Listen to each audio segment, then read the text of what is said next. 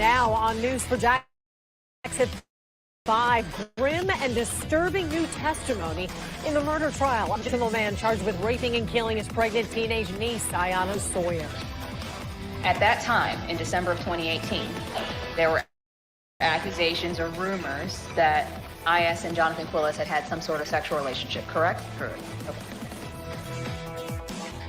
Prosecutors say Sawyer was pregnant with Johnathan Quiles' baby when he murdered her in 2018. Her body's never been found, and today the jury also heard testimony about a 16-day search of a landfill to try to find the teenager's remains. News 4 Jax reporter Marilyn Parker was in the courtroom as prosecutors laid out more of their case. The state laid out their extensive search of the Otis Road landfill for Iyana Sawyer. A small army of investigators searched for 16 days. And after all of that, the defense says they found no evidence of a crime involving Iyana Sawyer or Johnathan Quiles. It's almost 11 a.m. at Terry Parker High School on December 19th, 2018. This is the last time Iyana Sawyer is seen leaving school grounds. It was about 10:45-ish, 10:50-ish a.m. Duval County School Safety Officer Olivia Harris says the school cameras show Sawyer talking with her sister, SS, before leaving. So the two sisters sat there, and SS was talking to her sister, and she was doing like this. And she was adamant about what she was telling her to either do or not to do. Then the search begins. The state called Sawyer's aunt, who testified she worried Sawyer ran off with the father of her unborn baby. She also noticed her undergarments were missing from her room. I knew she was sexually active when she went missing. With someone in particular? Yes, sir. I'm sorry. And who is that? That would be Mr. Johnathan. JSO got information Sawyer was possibly at a landfill. Starting January 15th, 2019, over 16 days, they sifted through 5,500 tons of trash. Our search was in the area that the landfill records had said that those dumpsters from Ace Pull Apart would have gone. Ace Pick Apart is where Quiles worked. Crews found paperwork from Ace Pick Apart, Victoria's Secret undergarments, and a book from Terry Parker High School. No sign of Iyana, correct? No, we did not find our victim's body. No, ma'am. No, sir. Apologize. You found no blood. No, sir. No, sir, we did not. No trace of anything remotely related to anything that could have been contributed to a crime scene, correct? No, sir. At the Duval County Courthouse, Marilyn Parker, Channel 4.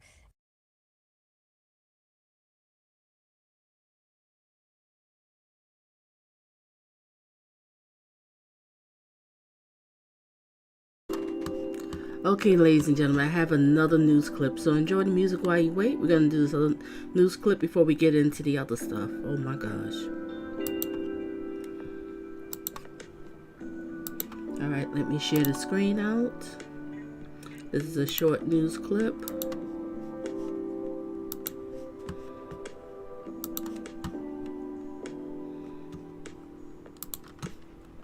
Okay, let's watch this clip, ladies and gentlemen, and make sure you come in. Hit the like. Let's get it. Johnathan Quiles, the Jacksonville man accused of killing his pregnant niece almost 4 years ago, facing new charges as his murder trial is set to start in June. He pleaded not guilty to 3 counts of lewd and lascivious molestation in an investigation not connected to the death of Iyana Sawyer. Court documents showing that December of 2017, Quiles allegedly sexually assaulted a child. In that arrest warrant, the child says they were babysitting his 3-year-old daughter and spent the night in his living room when that assault happened. The assault, according to court documents, was not reported until almost a year later in December of 2018. And that is around the same time that Iyana Sawyer was last seen alive leaving Terry Parker High School. She was 16 at the time. She was pregnant, and Quiles is believed to have been the father of her unborn child. He is facing first-degree murder in Sawyer's death. Quiles is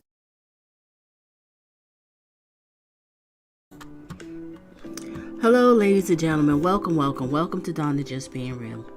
My channel is all about dating, love, relationships, and toxic relationship advice channel. So we back at it again with this sleazeball, Johnathan Quiles. This sleazeball. He impregnated his niece and then he murdered her. Yes, he did. And then dumped her body like she was a piece of trash. But they found this lowlife guilty. The jury found him guilty. Thank God. So he'll never be able to walk the streets again and touch another child. Not at all. But what's crazy about this, like I said, I just started getting into it. So I was watching some other clips. Oh, it's so many clips. Now, the clips I'm showing y'all to, ladies and gentlemen, and make sure you hit the like and share your thoughts and opinions in the comment section. Also, share me out on your social media too. That's very helpful. That'll be helpful. All right, so we're gonna get into these clips. Now, I just showed some news clips I want you to watch because it seemed like there was another case open with him. This is so much I can't catch up with him. I cannot. All right, first we're gonna show the victim's best friend, Alberta Vaye. So that's the first one I'm going to show, right? And we're going to get into her. Then we're going to show, now that best friend, if I'm correct, that best friend is from middle school. Then I'm going to also show another best friend that's on the stand. That's best friend since elementary school. Haley Shempert, something like that. I might be pronouncing it wrong, but read the description. Then after that, we're going to get into the victim's cousin. Yeah. This, you know what I realized about this man? I think he just married this woman because he just wanted to get access to all these young girls. That's all it was. It's disgusting. And tomorrow I'm going to be showing clips of the mother, the grandma on the mama side, grandma on the dad's side, and I'm also going to show the father. But that's focused for tomorrow. We just focusing on today with the best friends on the stand and the cousin. All right, and like I said, now give me a second while I set it up, ladies and gentlemen. Just look at him. No good for nothing. Destroyed this family like this, messing with these young girls, looking at him for years. All right, now we're gonna get into the next clip. Just give me a second, ladies and gentlemen, while I set it up.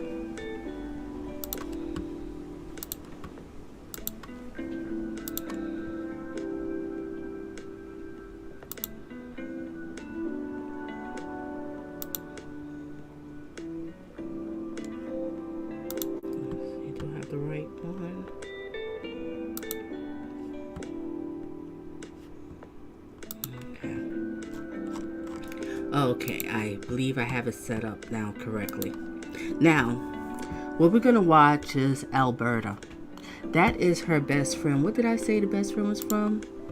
If I'm correct, best friend since middle school. So they're not going to show her, so we're just going to hear what she has to say on the stand. And she gives a lot of information about the relationship that this beautiful young lady had with this monster. She thought they was in a relationship. This man was grooming for years. This explains why I was watching some of these videos, how they said that she never really was, out. She was always home. Well, whatever. Let me just say my thoughts and you share your thoughts. Now, we're going to watch her. We're going to listen to her because we're not going to be able to see her, right? And what am I trying to say here? It's going to be on speed 1.25, ladies and gentlemen. So hopefully everybody's comfortable, relaxed, because this is going to be a long one because we got three people on the stand we have to watch because we can learn from this. And one thing I just say, ladies and gentlemen, communicate with your kids, know who they Snapchatting to, who they texting, who they speaking to. It's just, ooh, this man's a monster. All right, let's get it, ladies and gentlemen.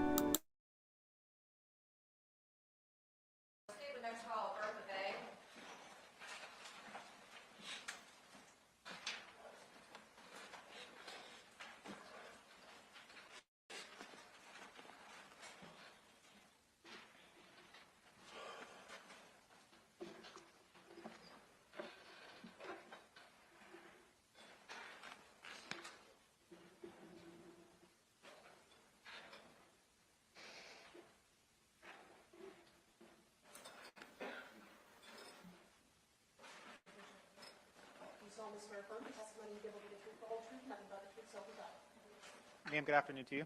Just watch over here to your right. Watch your steps. You come forward. If you need a glass of water, let us know. We'll do our best to accommodate you. Okay. I only ask if there's an objection made during your course of your testimony. Just pause for a second. Let me rule on the objection, and then you may continue from there, okay? Yes, sir. And you can adjust the microphone as you deem necessary. Okay. Ms. French, you may inquire. You ready? Good afternoon. Good afternoon. Please introduce yourself to the jury. My name is Alberta Vaye. And will you please spell your first and last name? Albertha for my first name. My last name is Vaye, V as in Victory, Aye. Thank you, ma'am. And where do you generally live? Jacksonville, Florida. And how long have you lived here in the area? My entire life.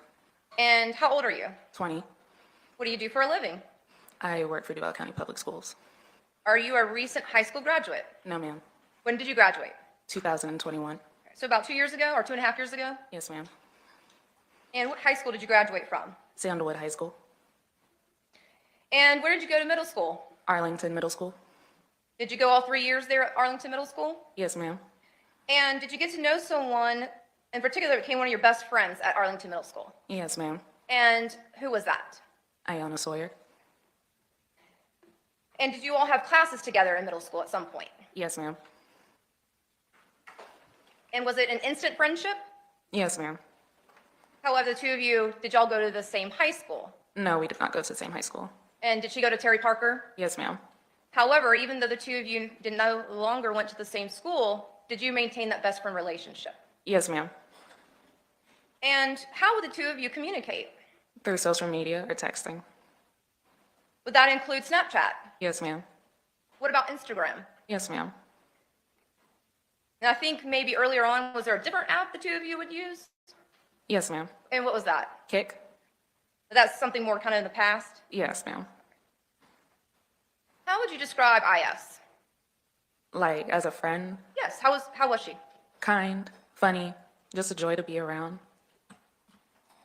Now, did IS and yourself have a small, close-knit group of friends? Yes, ma'am. And could you tell me who those other friends were? Haley Shempert and Marie Logan. And did you all meet in middle school or elementary school? We all met together in middle school. Now, as part of being one of the closest friends of IS, did the two of you ever discuss boys? Yes, ma'am. And I say boys because I'm thinking about a time when you guys were younger, so. Yeah. Did you ever know during your friendship for IS to have a boyfriend? Yes, ma'am. And what was his name that IS told you? Jose? Did you ever meet this person, Jose? No, ma'am. Did this person, Jose, go to Terry Parker High School? Not to my knowledge. What about Sandalwood High School? Not to my knowledge. And I think, did you ever meet Jose? No, ma'am. Did you ever see a picture of Jose? No, ma'am. Was Jose ever described to you in physicality? Yes, ma'am. And what was that? He was described as looking like he was mixed and being Hispanic with dark hair. Did you know how old Jose was? Like early 20s. Did you know if Jose had children? Yes, ma'am. Do you know if Jose is that person's real name?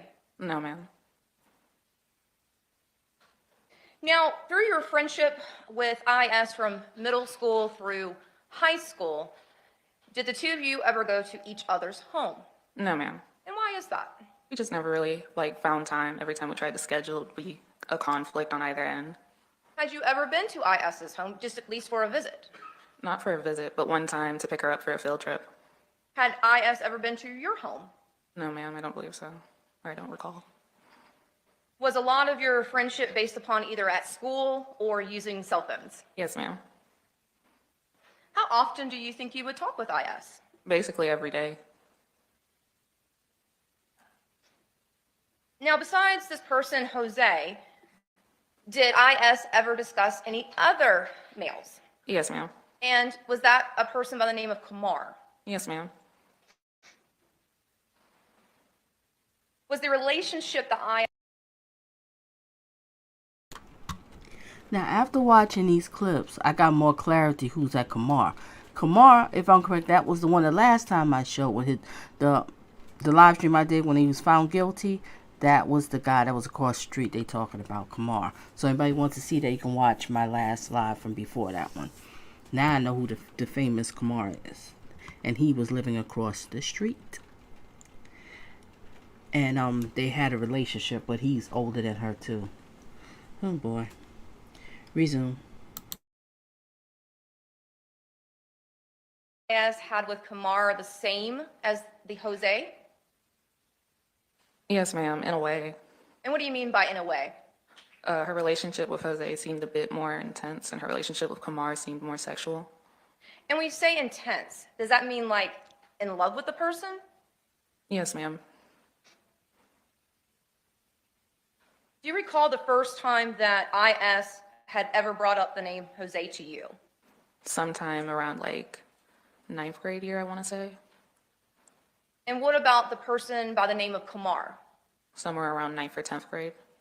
Now, had you ever met Kamar? No, ma'am. Had you ever seen a picture of Kamar? No, ma'am, I don't recall. Now, were you friends with IS's younger sister? Seen a picture of Kamar? No, ma'am, I don't recall. Now, were you friends with IS's younger sister, SS? I had to rewind. Not friends, but I knew her.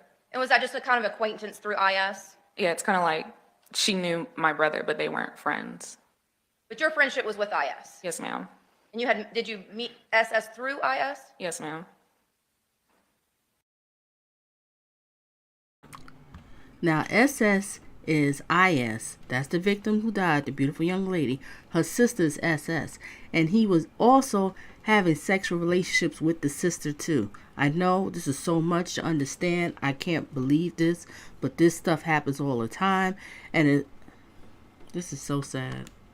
This man is a true sick monster. All right, let's resume.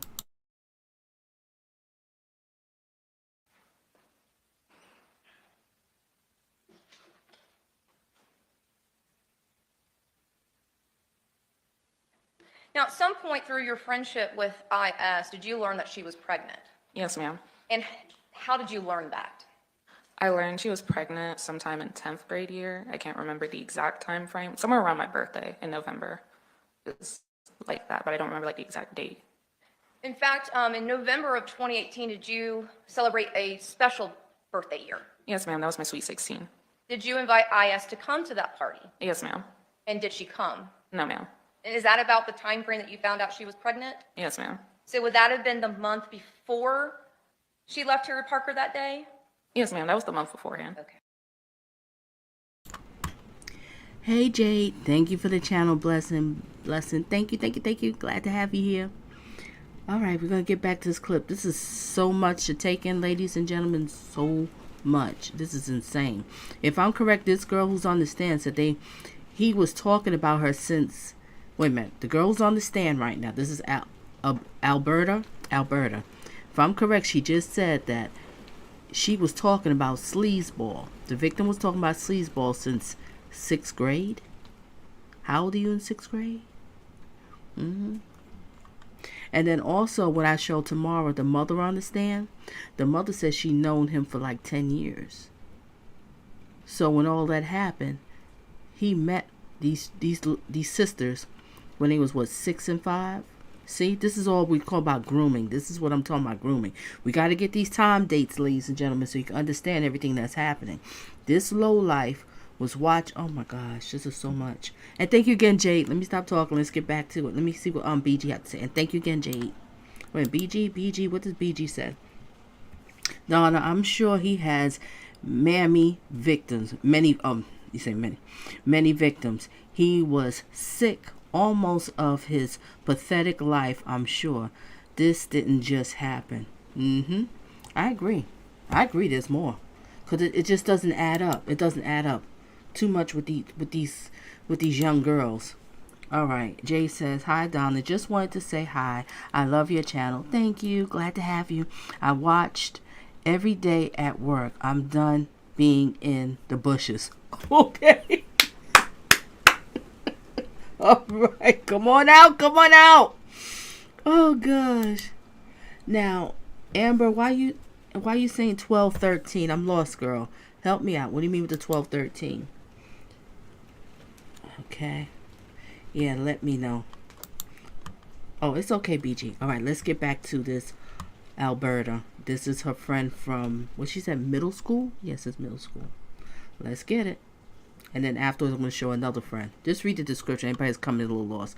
And you know tonight's lineup. this afternoon's lineup. Let's get it. So we're talking in 2018, just to be clear. Yeah. Okay. Don't want to assume anything, so thank you, ma'am. Through that conversation, I'm only going to ask specifically, did IS tell Thank you, who the Amber. father was? I don't recall her specifically saying who the father was. Did you ever ask? Yes. But you don't know what an answer was? Through that conversation around my birthday, no. If we talked about it beforehand or afterhand, I do remember her saying who the father was, just not during my birthday. Oh, That okay. makes sense, yeah. I'm sorry. Let me ask you, at some point in time, did IS tell you who the father was? Yes, ma'am. Okay, sorry for my vague question there. I'm sorry. No, it's okay. And who did she tell you? Jose.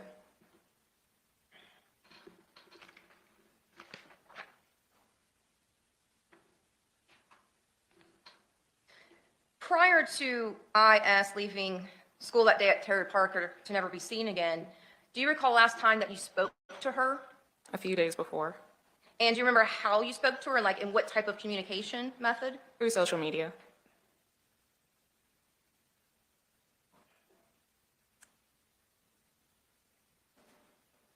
How did you learn that IS was missing? I got the text from her sister saying that she hadn't gotten on the bus that day. Did you try to reach out to IS? Yes, ma'am. Were you successful? No, ma'am. Did you help to try to find her? Yes, ma'am. Any luck? No, ma'am.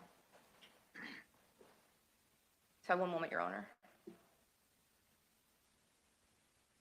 So I have one last question for you, ma'am. Since 12/19 of 2018, have you had any type of contact with IS? No, ma'am. No further questions. Thank you. Yes, ma'am.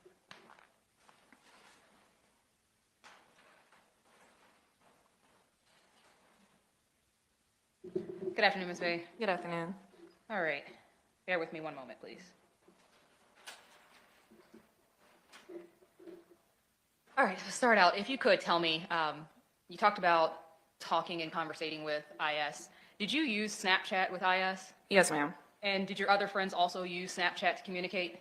Yes, ma'am. Was that the most common app that you used to communicate with your friends or between your friends? At the time in like high school, we used Snapchat. In middle school, we used Kick. Okay. So at the time around 2018, Snapchat was the main app that you all were using? Yeah. I want to talk to you about Jose just briefly. You described Jose during direct examination as being mixed. Yes, ma'am. Do you mean by mixed that he was mixed with Hispanic origins and something else?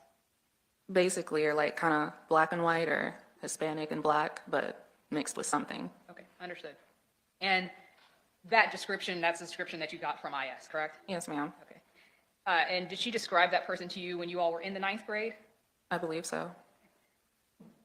So I want to ask you a little bit about him. Do you recall her telling you his exact age? I believe so. I recall her saying he was like 20 or 21. All right. And I know you said on direct you had never met him, you never saw a picture of him or anything like that. No, ma'am, I never saw him. Did you ever speak to him on the phone or message with him or anything like that? No, ma'am. And did IS at any point in time ever tell you that Jose was some sort of code name? I don't recall. Did you at that time believe Jose to be the real name of the person who she was in a relationship with? I want to say yes. I'm sorry, I don't really recall at the time. That's just the name. Just in case anybody's lost, because I'm just learning too. But I've learned a lot these past few days watching these other clips. Jose is the name that she was giving this sleazeball. Nobody really knew exactly who exactly was Jose. But now we know. Resume. That we use, so it's like 50-50 because, you know, sometimes, like, especially in middle school, you would use a code name for a boy that, like, you liked. So I believe so. I'm sorry. That's okay. If you don't remember, you can tell me you don't. I don't recall. I'm sorry. No problem. As best you can remember, do you specifically remember ever saying this is a code name or anything like that? I don't recall. Okay, thank you so much. And as far as you know, she always did call this person that she was in a relationship with Jose. She never used any other name. Yes, ma'am. All right. You said that she told you that she was pregnant, right? Yes, ma'am. And she also told you that Jose was the father. Yes, ma'am. Did she ever mention anyone else she thought may be the father? No, ma'am. Okay. I know you talked about around your birthday and that being like November time period. Yes, ma'am. Okay. And this is around shortly before your birthday, shortly before IS went missing. Is that correct? Like my birthday was before she went missing? Correct. Yes, ma'am, it was. And just the month prior. Yes, ma'am. Do you recall having some conversations with her where you weren't able to she wasn't able to come to your birthday party? Yes, ma'am. And was that because people had learned that she was pregnant and there was kind of a lot of drama going on and people upset about that? Yes, ma'am. Right.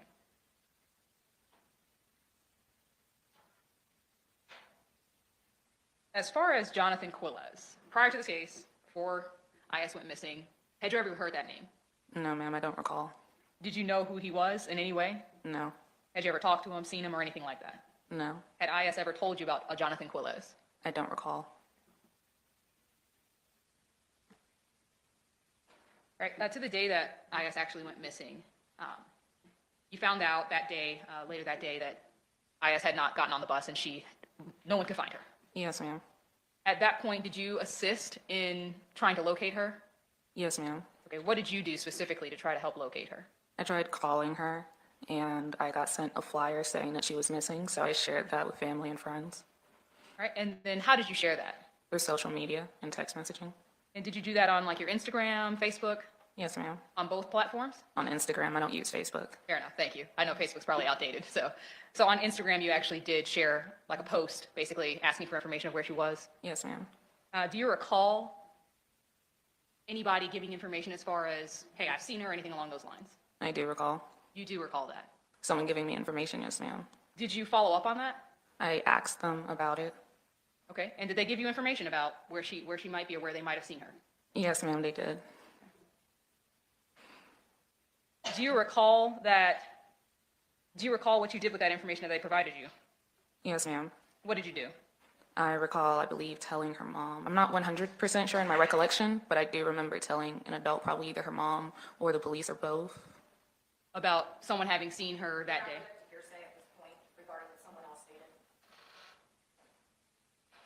Sustained.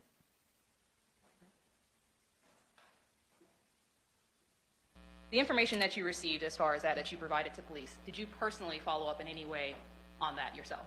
No, ma'am, I don't recall following up. And did you ever have any conversations or anything like that with anybody about that location of where she was seen? It's overruled. She's following up. It's not an out-of-court statement. Go ahead, counsel. Could you repeat the question, please? Of course. Did you ever have any conversations with anybody following up with that afterwards? The person who said they saw her. You did, in fact, speak to them? Overruled. It's not an out-of-court statement. She's not asking for. I did ask them where they saw her. Thank you. And they provided that information to you, correct? Yes, ma'am. All right. Outside of that, did you also communicate with IS's family about where she might be? Yes, ma'am. And did you specifically speak to SS, her younger sister? Yes, ma'am. Did you and SS kind of brainstorm where she might be? Not really brainstorm, no, ma'am. Okay. Do you recall an individual that you were trying to locate named Brian or Brandon? Yes, ma'am. Okay. And was that a phone number? Was there a phone number attached to that person that you were trying to reach them on? Yes, ma'am. And did you actually call this Brian or Brandon person? I don't recall calling. Okay. Do you remember, if I were to show you or tell you a number, would you recall if that was the number that you received as being his? I might not recall the phone number, no. Okay. If I showed you a contact that has a photo on it, would that help you to remember if that's the individual that you tried to contact? Yes, maybe. I'm sorry, it's been so long. It's okay. If I may approach, Judge. Sure.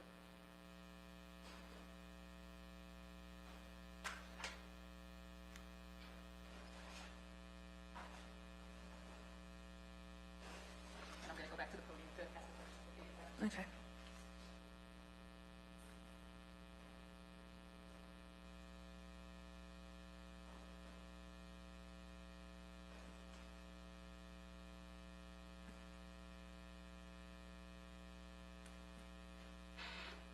All right. I just handed you a screenshot of a phone number and a photograph at the top. Do you recognize that? Yes, ma'am. All right. And what do you recognize it to be? I recognize this to be a screenshot that was shared when we were looking for Iyana. And how do you recognize that? I believe it was a phone number that was given to me, and then I tried looking for it or calling it, because at the time I had a Samsung, and like, you could do that. And is that an accurate representation of what you received and the number that you called at that time? I believe so. That phone number, do you mind reading that number? 904-626-6942. And the photograph of that person that's on that, do you recognize that to be this person, Brian or Brandon? No, ma'am. I never knew a Brian or Brendan. Okay. Is that who you believe that person to be? Yes, ma'am. Okay. Thank you so much. Your Honor, at this time, defense would move. I'm so sorry. I don't have it off. I can't recall the number they had. Any objection from the state?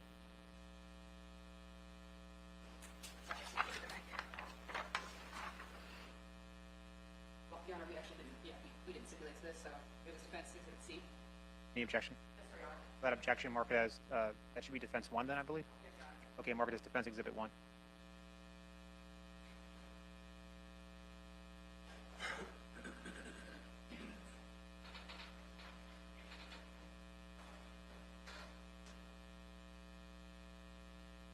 All right, after you tried to make contact with that phone number, did you speak about that with IS's family? I don't recall. Do you recall maybe attempting to try and call that phone number from a different number to see if they would answer? I don't recall. Fair enough. Outside of what you've described to us as far as trying to call it and looking up the number to see if you knew, if you had any other contacts with that, did you do anything else with that? With the phone number? Yes. No, I don't recall. Okay. Did you ever provide that information to police or tell them about that? I don't recall. I'm sorry. No problem.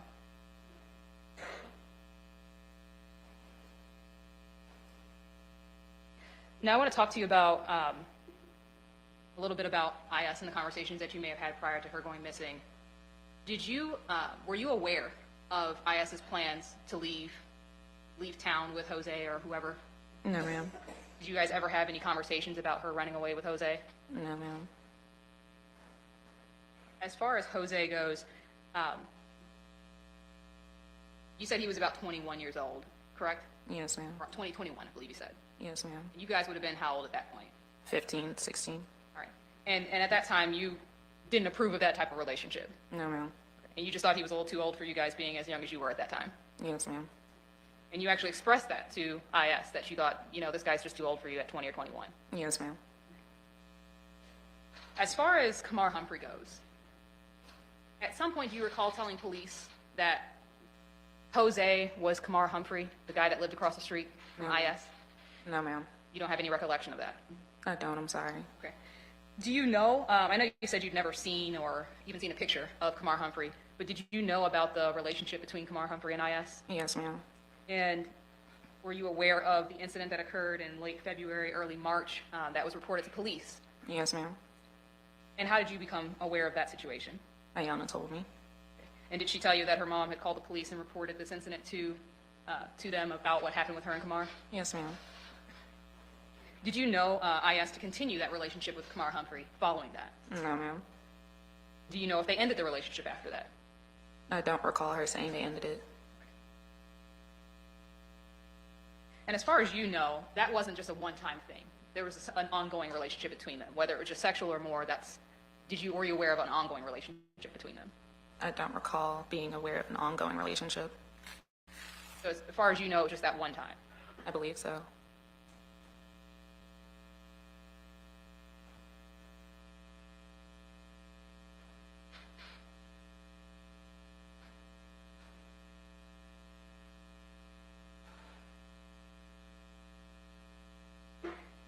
All right, and I just want to follow up with one other thing.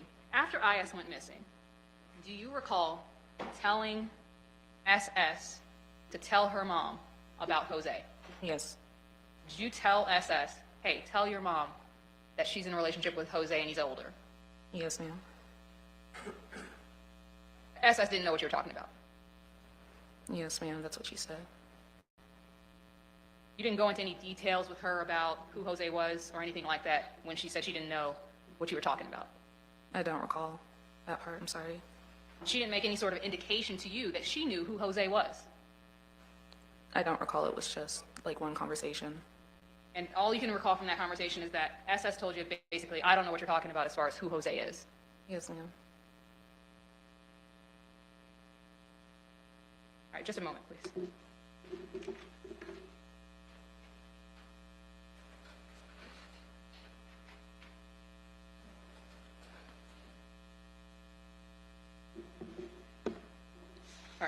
after you found out that IS was pregnant, did you guys ever have any conversations about her wanting to get an abortion? I do recall. You do? Yes, ma'am. Okay, I was just making sure I heard you correctly. I'm sorry. You do recall having a conversation with her about her wanting an abortion?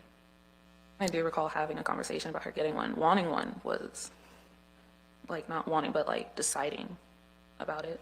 Okay, did she talk to you about asking for money from her grandmother for that? I don't recall. Do you recall IS ever telling you that Jose lived across the street from her? No, ma'am. Do you ever recall IS telling you that Kamar Humphrey got her pregnant? No, ma'am.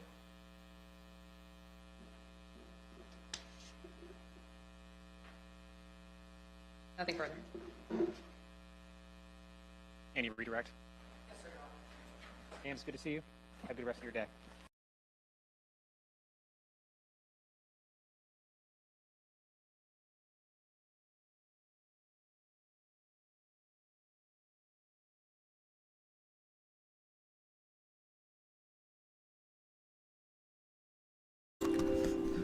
Okay, ladies and gentlemen, I'm getting ready to change to the next clip. So enjoy the music while you wait. Just give me a second.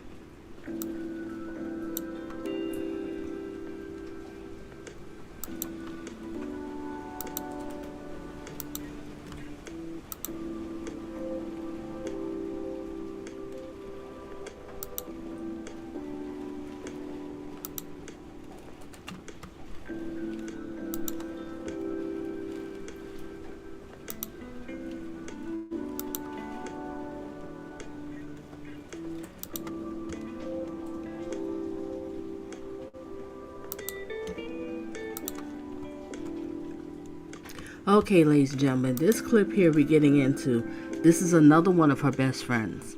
And this was a best friend since elementary school. Reason why I'm showing these because you get to learn a lot. Because you know, girls, we like to talk with our girlfriends and everything. So you're learning a lot about the kind of relationship that they was having. This is so sad. This really is so sad. This monster. And did you hear the first friend? How she described the intense relationship? Well, we can tell it was intense. We heard the messages, right? Those Snapchat messages. But in the Snapchat messages, you can tell a lot that this man is just no good. And you can also tell that this is not his first one. Definitely not his first. Well, we know the sister too, right? All right, let's get into this. Let me stop talking here. Let's get into this one now. This is the second best friend. I mean, this is another one. The best friend is on the stand. And they was friends since elementary school. So you're going to get to hear about what was going on. All right, ladies and gentlemen. Then after that, I'll get into the cousin. And if you have it, make sure you hit the like button. Share your thoughts and opinions in the comment section. The people in the replay, share your thoughts too. And if anybody needs to reach out to me, you will find my email in the description. If you need to reach out to me for coaching and dating, love, relationship, or you have a viewer's request or need to speak to me about something on the side, feel free. You'll find my email address. Let's get it.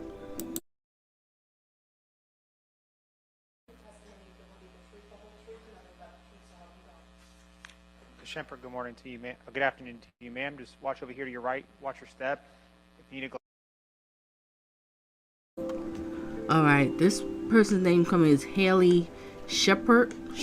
I think I might have spelled it wrong, but it's Haley Shempert. No, I did spell it right because that's what he said on here. All right, we'll just read the description. This is the best friend from elementary school. Let's get it. glass of water, let us know. We'll certainly accommodate you. Thank you. If there's an objection made during your testimony, just take a second, let me rule on the objection, and then depending on what I say, you may or may not be able to answer the question. And you can move the microphone to help project your voice into the courtroom. All right, thank you. All right. And Ms. French, you may inquire. You're ready. Good afternoon. Good afternoon. Please introduce yourself to the jury. My name is Haley And what's your last name? Shempert. Can you spell your first name? H-A-L-E-Y-S. Oh, just No, yeah, and please spell your last name. oh, S-H-E-M-P-E-R-T. Thank you, ma'am. Where do you generally live? In Georgia. What do you do for a living? I work at Amazon. Amazon. How old are you? I'm 20. Did you graduate high school? Yes, ma'am. What high school did you go to? Terry Parker. Did you go all 4 years at Terry Parker? Yes, ma'am. What year did you graduate? 2021.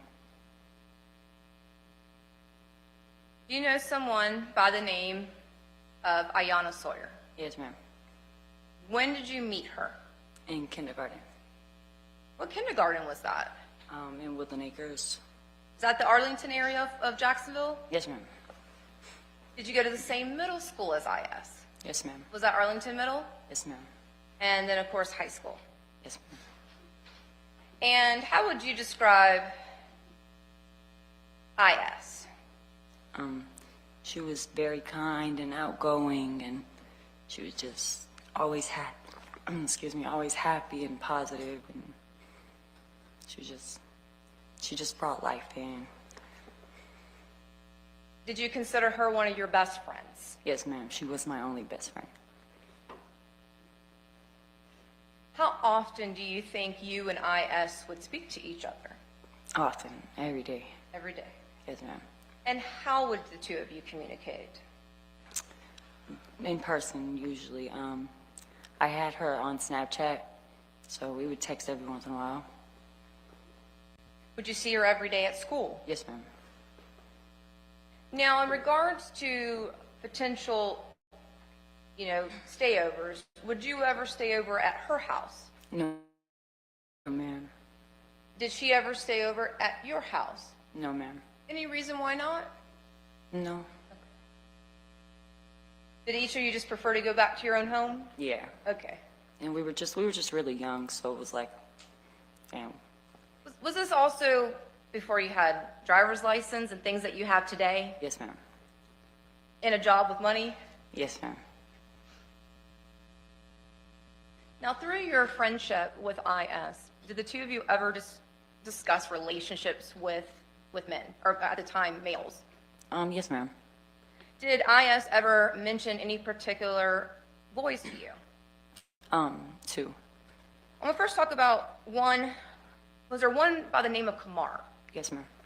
And when did you first hear that name? I believe it was 9th grade. And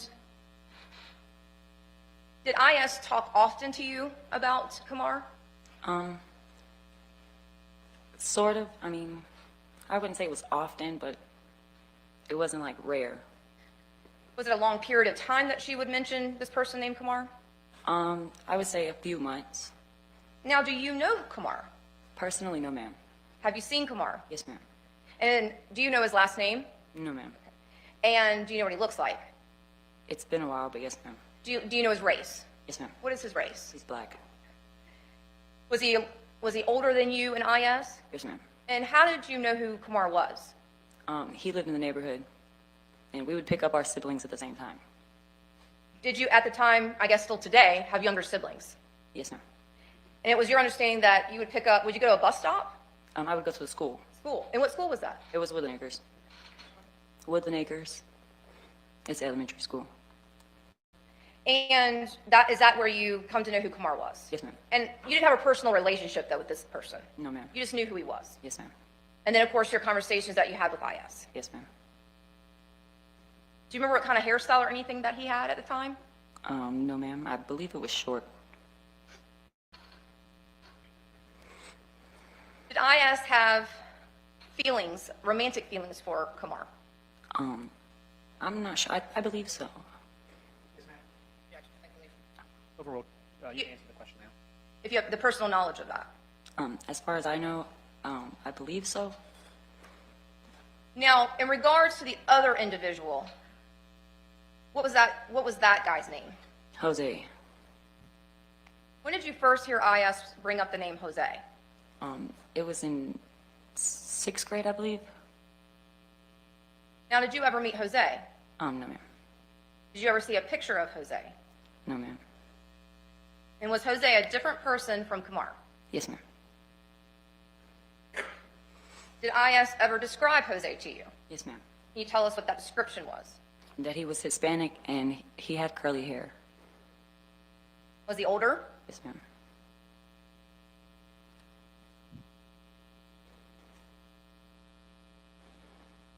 Now, at some point, did you learn that IS was pregnant? Yes, ma'am. Oh, Crystal, well, he was found guilty. Okay, they already found him guilty Thursday. But what's happening now is he has to go through a phase 2. And if I'm correct, it's with the death penalty. I didn't know the death penalty was on the table for him. So we're going to see when he go back Monday. Monday, the jury's going to come back. So the jury's going to make a decision. Should he get death or not? This is really interesting. All right, so right now, yes, he is in jail. And he's going to be going to prison. But we're going to find out if he's going to get the death penalty or not. Oh, let me put a poll up for that one. I should ask that question. What do y'all think about that? Let's resume. Again, this is another one of her best friends since elementary school. Let's get it. Do you recall approximately when you learned that? It was around 10th grade, but I'm not sure exactly when. Was it close in time to when she left Terry Parker that day, December 19th, 2018? It was before then. Okay. Did her family know that she was pregnant when she told you? No, ma'am. Did IS tell you who the father was of her baby? Yes, ma'am. Who? Jose. Do you recall the last time that you spoke to IS? December 19th. Would that been, that's the same day that we're here to talk about? Yes, ma'am. Were you at school that day? Yes, ma'am. Did you see IS at school that day? Yes, ma'am.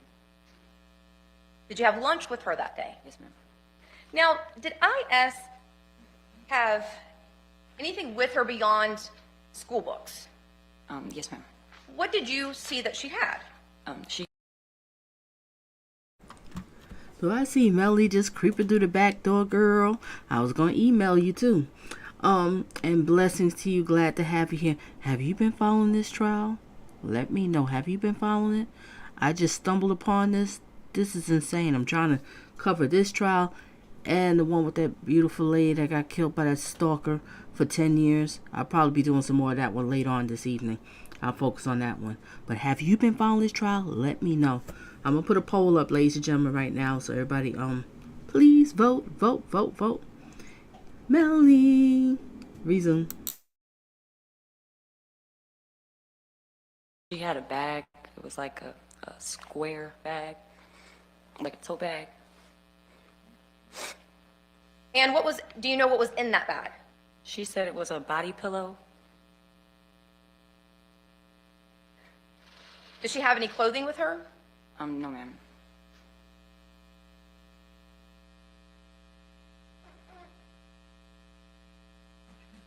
Now, did you ever get to know IS's Uncle John?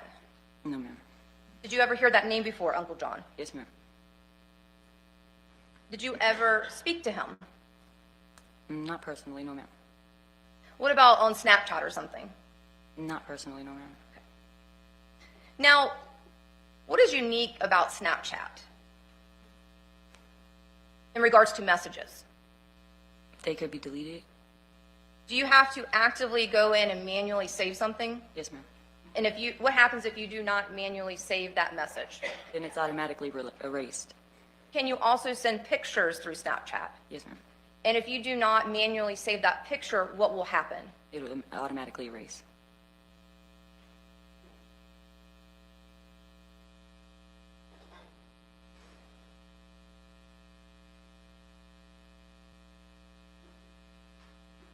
Do you know how IS would speak with her Uncle John? What type of communication? I'm not really sure. Okay. Did you ever see any pictures that Uncle John sent IS? Yes, ma'am. And what type of pictures did you see? It was just like selfies, like face photos. What did you think about that? At the time, I didn't think anything. Having a hard time hearing you. Can you just scoot forward? Sorry. No, it's fine. It's natural. Just you can scoot the chair up if you need to as well. That way you're not leaning forward.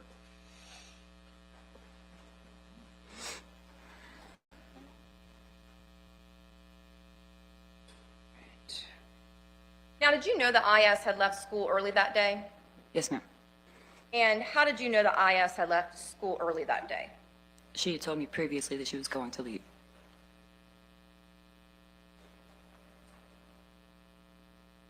Do you know for how long she was planning to leave? I believe it was 2 weeks. Do you know why she was planning to leave for 2 weeks? Yes, ma'am. She said that she was just going to go stay with her uncle. Now, is this the same Uncle John we've been talking about? Yes, ma'am. Did you know what Uncle John drove? It was a red van, I believe. Now, on this date of 12/19/2018, did you see that red van? Yes, ma'am. And did you see that red van at Terry Parker High School? Yes, ma'am.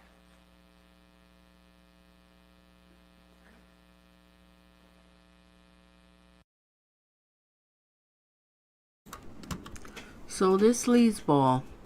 All right, people help me in the chat or the replay watchers. Anybody can help me. She was leaving school. If I got this right, she's leaving school to run off with her baby father. That's the sleazeball over here, right? This is what he made her think that was happening, but instead he was picking her up to kill her. Correct? Let me know in the chat if I got that correct. This is so sad. And Melanie, let me add to this.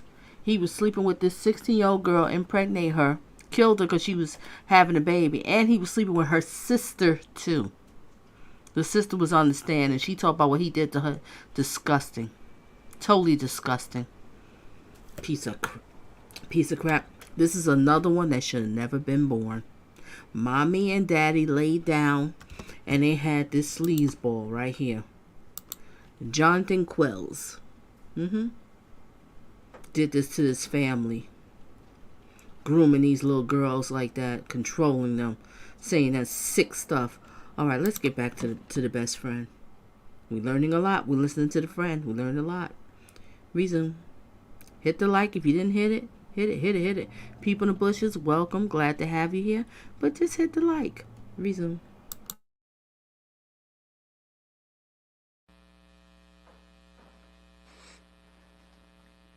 When did you find out that her family was looking for her? When the detective came to the house.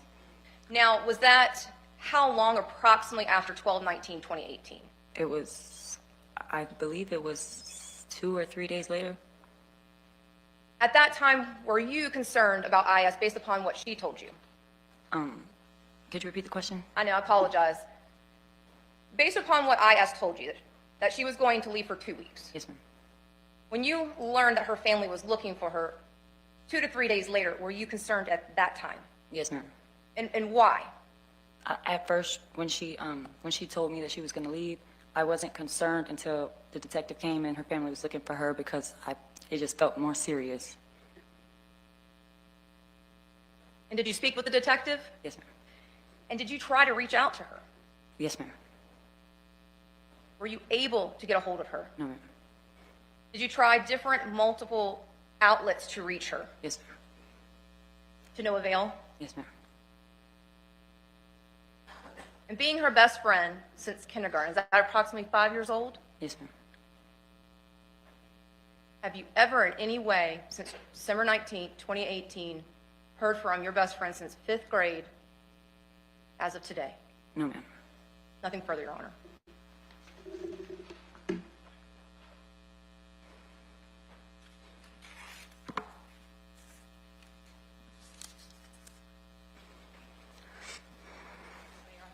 Yes, ma'am.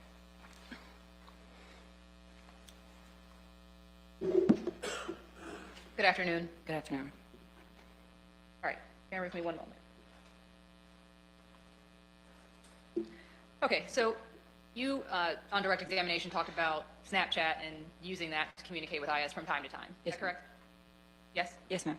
And did you and all of your other friends also use Snapchat? Was that normal? Yes, ma'am. Okay. Did you guys use Snapchat specifically because it automatically deleted, or is that just a byproduct of Snapchat? It was just a byproduct of Snapchat. You guys never had like any specific conversation of like, yeah, let's use Snapchat because it deletes? No, ma'am. Did you ever hear her talking about using Snapchat specifically because it deletes? No, ma'am. All right, I want to talk to you about Jose.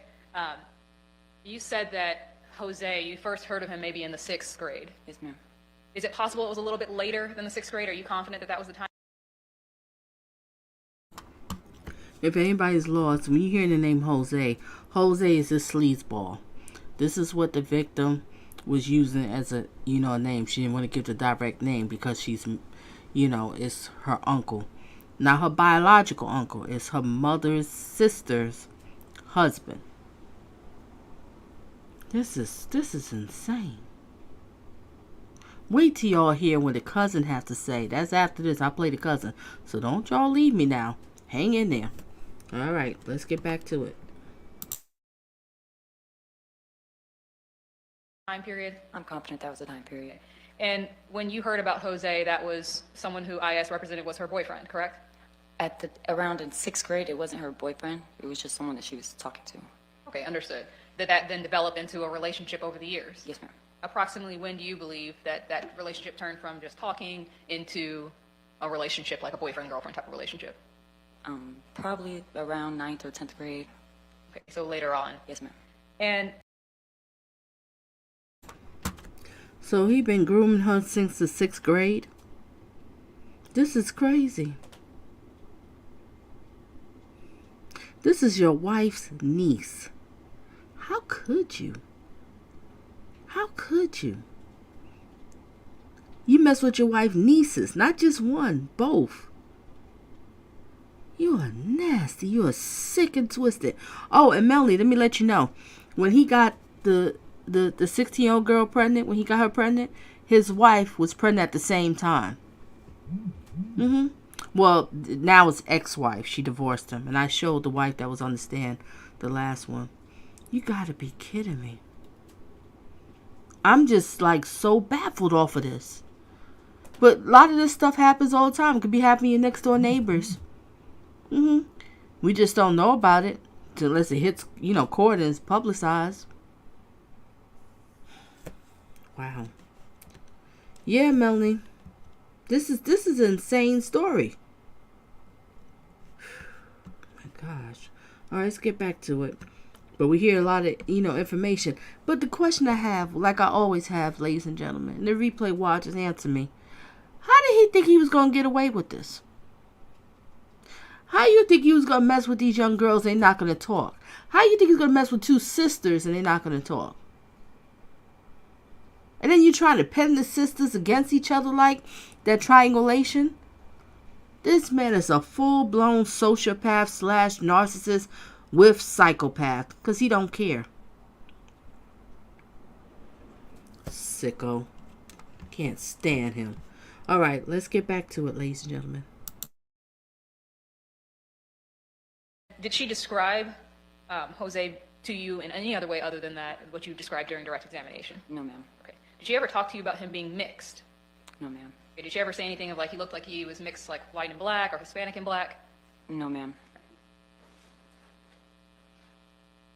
Did she ever tell you his age? No, ma'am. Okay. Do you remember her ever talking about, he's older than me or anything along those lines? I just remember her saying that he was older. But she never indicated to you how much older he may have been? Yes. So you didn't know if he was over 18 or, older could have been anything older than you all? Yes, ma'am. Okay. Did she ever indicate to you that she was worried about his age in any way, being older? I can't remember. Okay. And you said you never saw a picture of him and never met him. No, ma'am. Do you ever recall maybe even speaking on the phone to him? No, ma'am. Okay, and you never messaged him or anything like that? No, ma'am.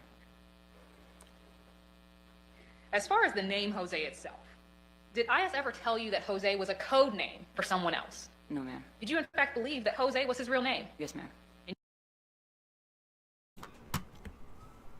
All right, Germany, whatever your name is. So he wasn't the real uncle. This whole case was clickbait. I thought it was the real uncle. Okay. So I don't get it. Can you elaborate a little bit more on your statement? Because I don't understand your comment too much, and I don't want to assume. Okay, but thank you for being here and sharing your thoughts. If you like, you can elaborate a little bit more so I can get clarity. All right, let's get back to it, ladies and gentlemen.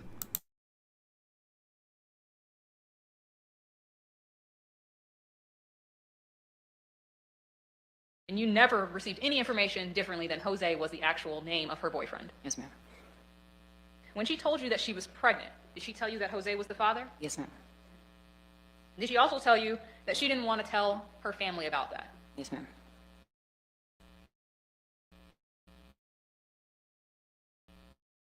Did she in fact tell you that? Yes, ma'am. Did she at any time ever identify her Uncle John, as you knew him, as Jose? No, ma'am. Did she ever indicate any sort of sexual relationship with her Uncle John whatsoever? No, ma'am.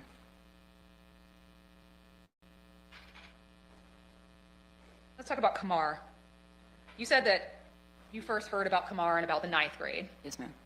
And was that at that time, did you hear about him as having a sexual relationship with Iyas? Yes, ma'am. Okay. And that was in the 9th grade, so that would have been like 2017, correct? Yes, ma'am. Okay. And was that an ongoing relationship that went on? I can't remember how long it went on, but it wasn't a long time. Okay. It wasn't just once. Yes, ma'am. Okay. It was several times over some, I believe you said a few months. Yes, ma'am. Okay. You all are really close. Yes, ma'am. We're really close. She confided in you, Yes, ma'am. and she would tell you the truth about situations, as far as you know. As far as I know.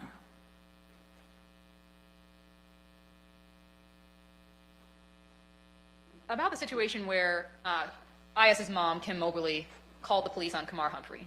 How did you hear about that? Iyana told me. Okay. And at that point in time, did she tell you that he was reported as having sexually battered her? Ma'am, can you repeat the question? At that time, did Iyas tell you that it had been reported that he sexually battered her? Yes, ma'am. And you said that you had seen Kamar. I have to because you rewind had a picked up pinch, your, ladies and gentlemen. siblings Sorry. From the same kind of bus stop. Yes, ma'am. You'd never really talked to him, though. You just kind of saw him in passing or from afar. Yes. And you said that you had seen Kamar because you guys would pick up your siblings from the same kind of bus stop. Yes, ma'am. You'd never really talked to him, though. You just kind of saw him in passing or from afar. Yes, ma'am. And you didn't know him. You didn't know his age. You didn't know anything about him. No, ma'am. I know you said that you might recognize him if you saw him again, but he was black, as far as you're aware. Yes, ma'am. You don't know if he was mixed in any way. No, ma'am. And as far as your memory goes, Jose and Kamar are different people. Those are not the same person. Yes, ma'am. Do you ever recall Iyas telling you that the next door neighbor was Jose? Ma'am, could you repeat the question? Do you ever recall Iyas telling you that the next door neighbor was Jose? No, ma'am.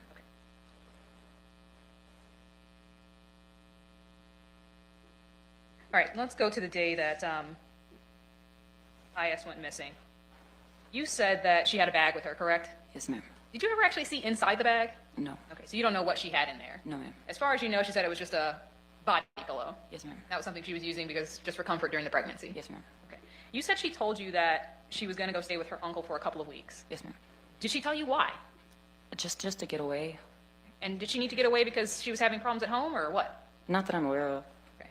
She just needed a break and was going to go stay there for a couple of weeks. Yes, ma'am. And would that have been over Christmas break? Yes, ma'am. All right. You said that as far as you know, she didn't have any clothing with her whatsoever. As far as I know. No, ma'am. Did she ever talk to you about making plans to go and stay with her grandma in Georgia? No, ma'am. Okay. Did she ever mention anything about going up to see her grandma in Georgia at all after around the time she was pregnant? No, ma'am. Also, you said that you believe that Mr. Quiles' vehicle was a red van. Yes, ma'am. Can you describe the van in any greater detail other than a red van? No, ma'am. And generally speaking, did you actually see Mr. Quiles on a regular basis to be able to identify him, for example? Can you repeat the question? Had you seen Mr. Quiles enough to be able to identify him if you saw him? Yes, ma'am. Okay. Did you actually see Johnathan Quiles in a red van the day that IS went missing? I did not see him personally, no, ma'am. Okay. And you said you believe you saw a red van, though. Yes, ma'am. Can you confirm for certain that it was his red van? No, ma'am. Okay. It was just a red van, could have been anyone's. Yes, ma'am. On the day that IS went missing, did you ever see IS with Mr. Quiles? No, ma'am. Had you ever seen IS with Mr. Quiles? No, ma'am. And can you tell me how you had the occasion to know what type of vehicle he was driving? Iyana, she told me. Okay. So outside of being told that he had a red van, you had never seen it yourself before that? No, ma'am.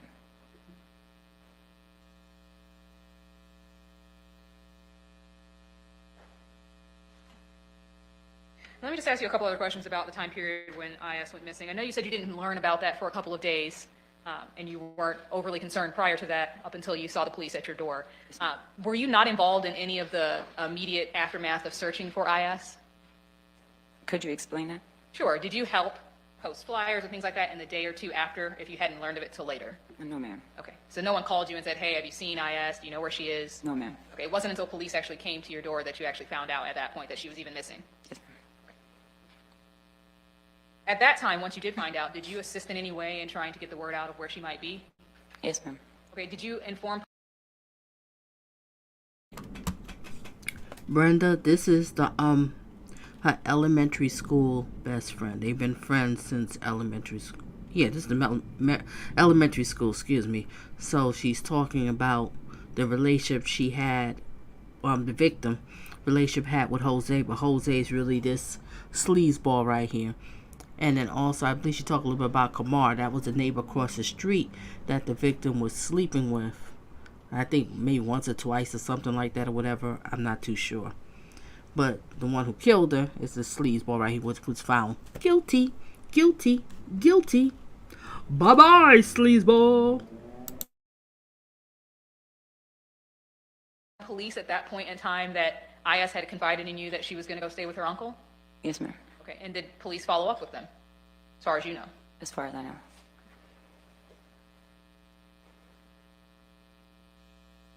One moment, please.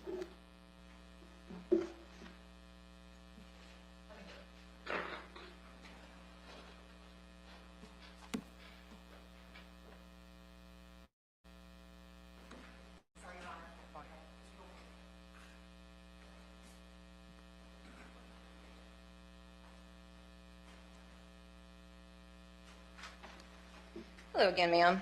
How you doing? Do you recall on December 19, 2018, going to the office for anything at school? I can't remember. And do you recall stating that you had seen the defendant's red van that day? Can you repeat the question? Sure. Do you recall that you had seen the defendant's red van on December 19, 2018? It's all confusing. Everything's just overlapping, and the things that happened from back then, it's a lot to remember, so I'm just getting confused. Okay. Let me ask you this, ma'am. Do you remember doing a deposition? Yes, ma'am. And do you remember doing a deposition where I was present, defense was present? Yes, ma'am. Okay. And do you recall being asked a series of questions? Yes, ma'am. Do you recall being asked about the red van? Yes, ma'am. With looking at your testimony in regard to the red van, help refresh your recollection. What do you mean? Meaning, by reading what you previously said, would that help potentially refreshing your memory? Yes, ma'am. And for record purposes, it's 29, starting at 21, 23 page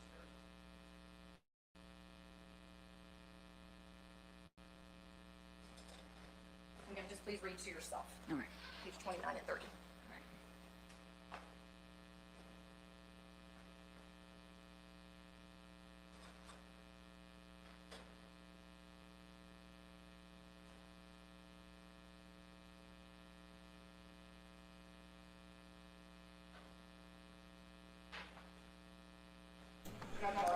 I see you, Avila.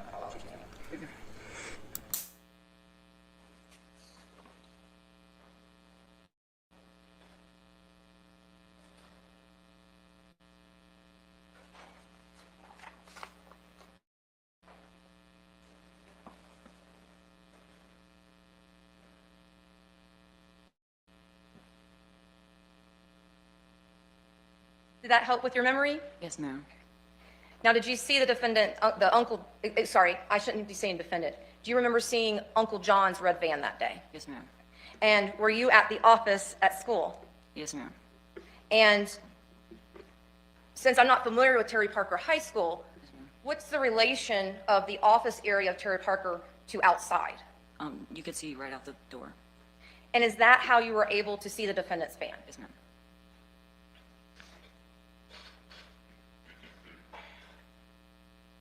And did you recognize that red van because you had seen it before? Yes, ma'am. And is that because Uncle John had picked up IS from school before? Yes, ma'am.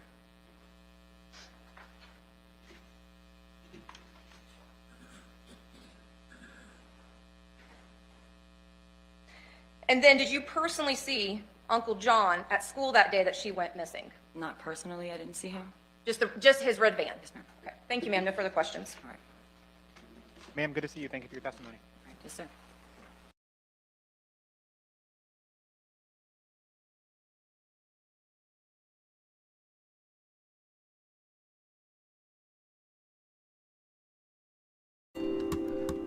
Okay, I have more to show.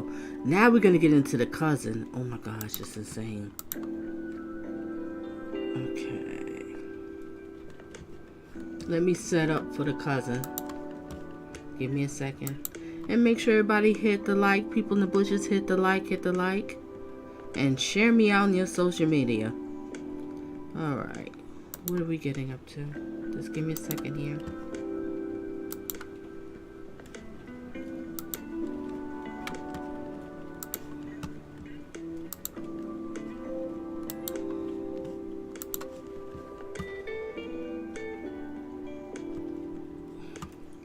Okay, now we're gonna get into ID. ID is, oh my gosh, I have to look at my description. What's the name? But this is the cousin. Yeah, I'm doing right. Infinity Dixon. This is the cousin.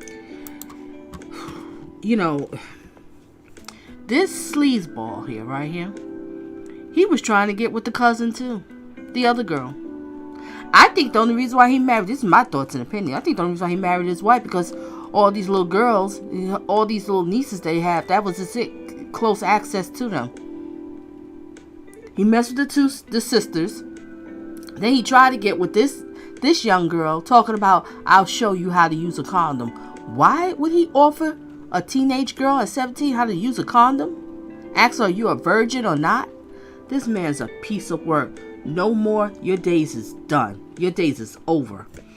Okay, now we're gonna watch this clip. This is the cousin, ladies and gentlemen. All right, this is a little bit long, but I have it on speed 1.25. Yeah, it's a little bit long, 1.25. So make sure you comfy, relax, and let's get it. Share your thoughts and opinions in the comment. Let's go. And make sure everybody vote. Vote, vote, vote, vote.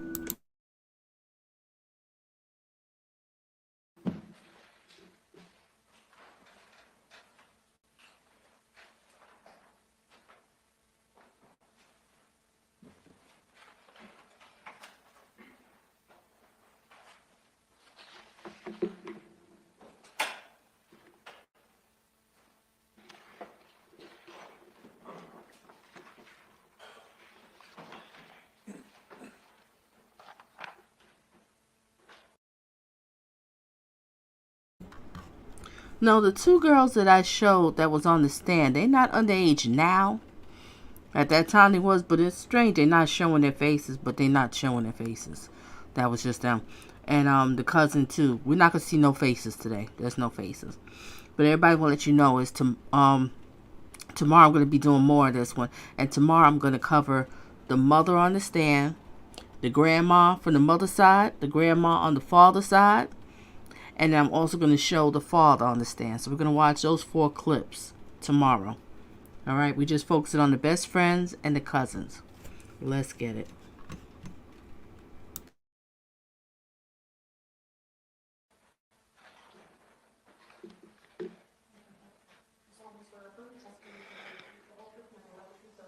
Yes, sir. Good afternoon. Come over here to your right. Watch your step as you come forward. There's a slight incline. You need a glass of water or something, Mr. Gray over here would certainly accommodate you, okay? All right, that's fine. And just, if there's an objection made, just pause for a second, let me rule on the objection. And then from there, we'll go from there, okay? Okay. All right, and just, and that microphone can be manipulated so you can project your voice to the rest of the courtroom, all right? All right. That's state. You may inquire, you're ready. Your Honor, could you please read the instruction?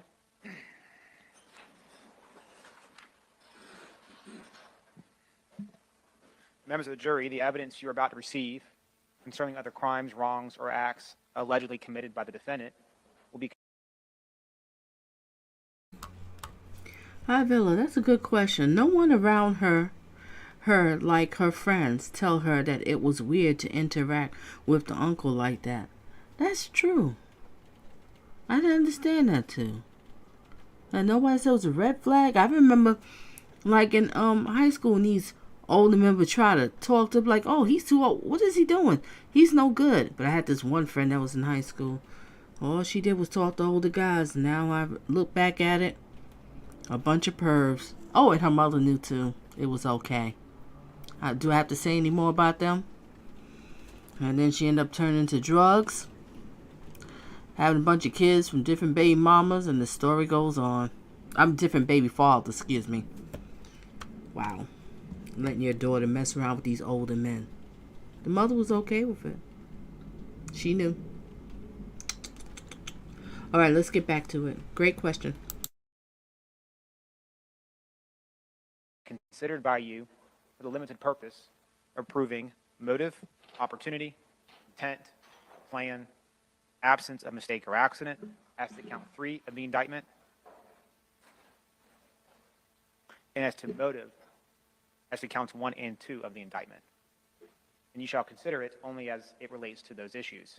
However, the defendant is not on trial for a crime, wrong, or act that is not included in the indictment. Statement inquiry ready. Good afternoon. Good afternoon. Can you please introduce yourself to the jury? I'm Infinity Dixon. And do you spell your first name with an I? With I, yes, ma'am. And is Dixon Dixson? Yes, ma'am. Remaining of the time, I'll refer to you as ID, okay? Yes, ma'am, that's fine. And what is your date of birth? January. I'm sorry, keep pausing. BG said Donna, he couldn't teach himself how to use a condom. He sure wasn't using condoms with none of these girls. Everybody just swapping bodily fluids. This man is sick. What the hell is wrong? Excuse my language, but what is wrong with you? Mess with all these. You have a beautiful wife. Your wife is gorgeous. It just wasn't working for you. You had to have him young, like R. Kelly. But R. Kelly wasn't killing him. Someone left a comment said, just like R. Kelly, but he wasn't killing him. Yeah, R. Kelly didn't kill him. Just a sickness. What I'm telling you, there's no therapy. There's nothing to help them. It's a sickness. This is what they're attracted to. You know, we all have our types, that we like a certain type of guy or a certain type of girl, whatever. His type is he liked these teens, these early teens. Probably like him younger too. Well, your days is over, sir. Resume. 7, 2000. And where do you generally live now? I live in Jackson, Tennessee. And what do you do for a living? I'm a correctional officer. And how long have you been a correctional officer? About a year or 2. Okay. I think a year or 2 combined? Yes, ma'am. Did you take a break in between? Yes, ma'am. Okay. But you're back at being a correctional Yes, officer? Okay. Now, prior to living in the good state of Tennessee, did you live here in the good state of Florida? Yes, ma'am. All right. And do you have relatives here in Florida? Yes, ma'am. And specifically in the Jacksonville, Duval County area? Yes, ma'am. And who would that be? Well, my dad, my mom, I have aunts and cousins out here as well. Now, who is your dad married to? Paula Dixon. And who is Paula Dixon related to? Naomi and Kimberly. She has a few sisters. Did you want me to name them all? No, that's all right. But is one of her sisters Naomi Mobley? Yes, ma'am. And is one of her sister your stepmom, right? Yes, ma'am. Okay. And is your stepmom related to Kimberly Mobley? Yes, ma'am. And then based upon the marriage of your dad and Miss Paula Dixon, are you cousins then with SS? Yes, ma'am. And then IS? Yes, ma'am. Et cetera? Yes, ma'am. Okay, yes, ma'am. Now, did you always, let me ask you this, going back to 2017 time frame, 2018, did you live with your dad and your stepmom and family? Yes. Prior to that, did you live elsewhere? Before I moved out here, I stayed with my mom in Jackson, Tennessee. Okay. So is it fair to say that your whole high school tenure was not here in Jacksonville, Florida? No, ma'am, just a senior year. And that's what I was going to ask you. You moved during your high school years? Before the school year started, I did. And what year did you graduate high school? 2018. And I believed you had moved here, you said prior to that school year? Yes, ma'am. And what high school did you go to? Sandalwood High School. Now, through moving here, did you become acquainted with your aunt Naomi Mobley's husband at the time? Yes, ma'am. And How did you meet him? I met him outside of a hair store. I was getting reacquainted with my family out here, and he was introduced to me by the family. And would you have been 17 at the time? Yes, ma'am. Now, would the family get together for various events, birthdays, barbecues, that type of thing? Yes, ma'am. And would you see the defendant at these family functions? Yes, ma'am. Now, back during this time frame, did you have a Snapchat account? Yes, ma'am. And did the defendant ask you for your Snapchat username? Yes, ma'am. And did he send you a friend request? Yes, ma'am. Now, when I say he, I haven't asked you this yet, and I apologize. That's my fault, ma'am. Would you see the person that you know to be as Johnathan Quiles, is that who was married to your aunt at the time, Naomi Mobley? Yes, ma'am. Would you recognize him if you saw him again? Yes, ma'am. Would you take a moment and look about the courtroom? So whenever he see these young girls, his wife's nieces, you want to Snapchat?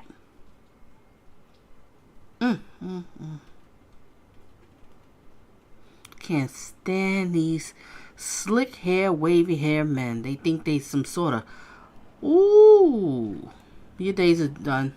Your little pretty boy look, they gonna have some fun with you in prison. Pretty boys don't have, they don't have no luck.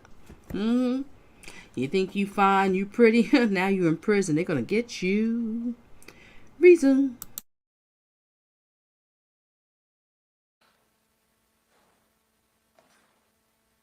Yes, ma'am, I do see him. Okay. Could you please state where he's located in the courtroom and then something he's wearing and give color if there is a color? I believe that's a white shirt to my right in the front of the courtroom.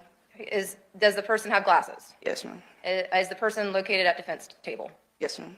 And is the person Hispanic Yes, ma'am. or light-skinned? Yes, ma'am. Is that a better phrase for you? that's- I don't want to put words in your mouth. Yes, ma'am, you're fine. Okay. And is that Johnathan Quiles that you know to be? Okay. Is that who we're talking about? Yes, ma'am. Okay. You're going to let the record reflect the witness has identified the defendant? So reflected. Okay.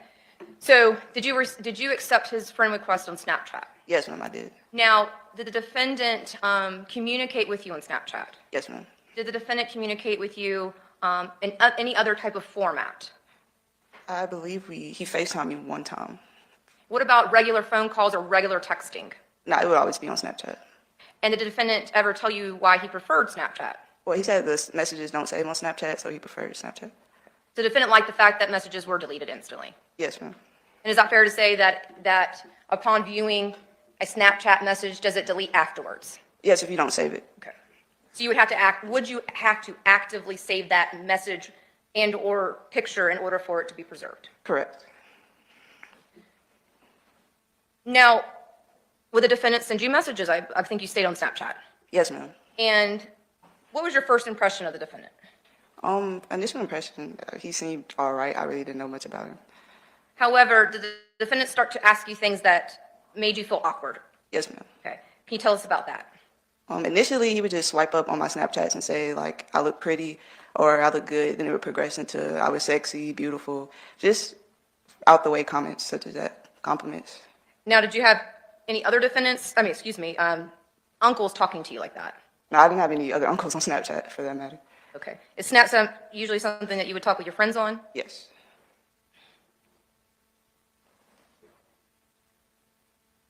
Now, were you aware, personal knowledge, if the defendant was speaking with anyone else on Snapchat in your family? Yes. And who was that? IS and SS.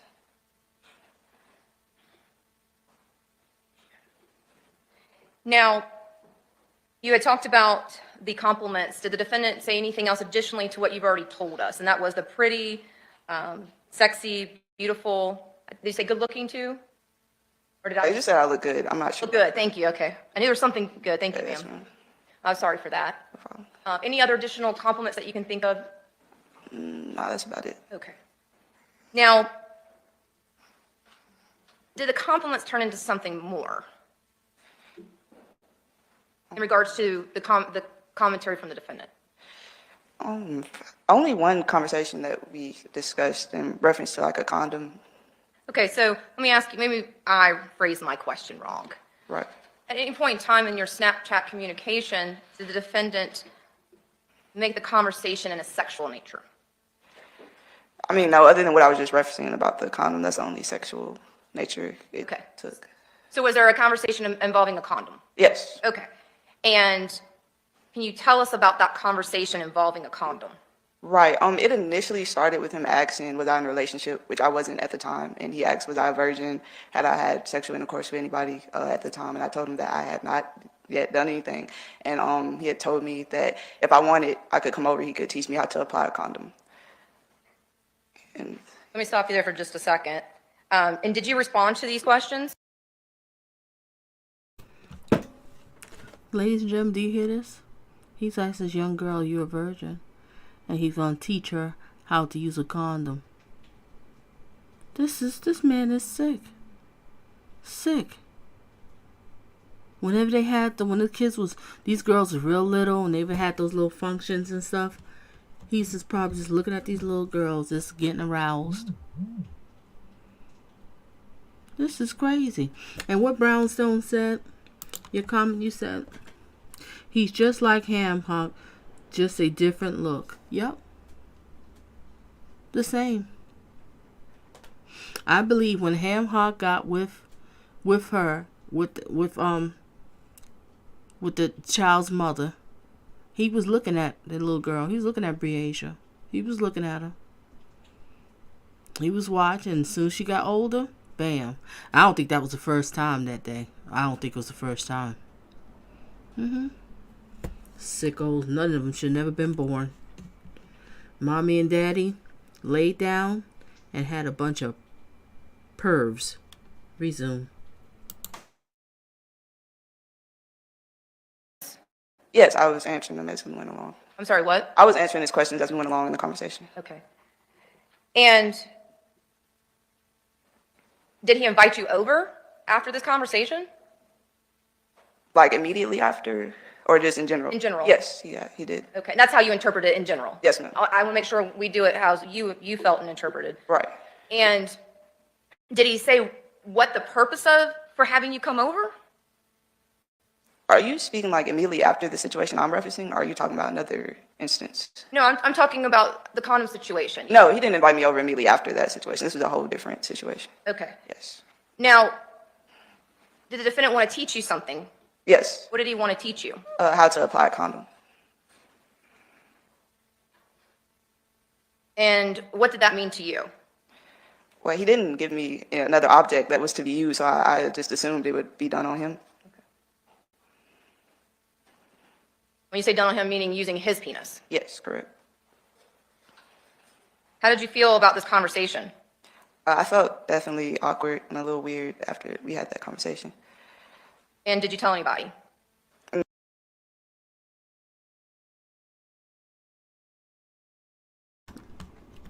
After she's finished with the stand, if anybody wants to come on, I'm going to have an open panel. If they want to come on and share their thoughts and opinions, fill us in on certain things that we might have missed or whatever, feel free.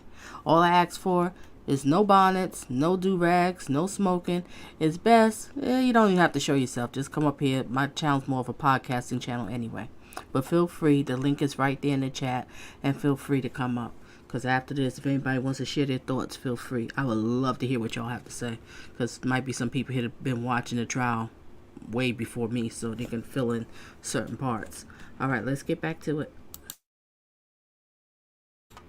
And I was thinking the same thing. I'm wondering why he felt so comfortable talking to her like that.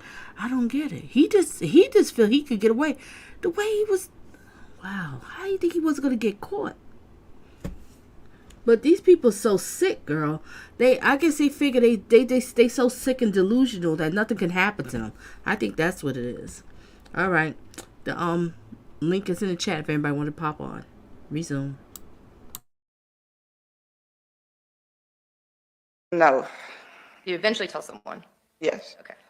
And was it close in time to when this happened? That you told someone? When what happened? Regarding the condom and him saying he'd teach you about that? No, ma'am.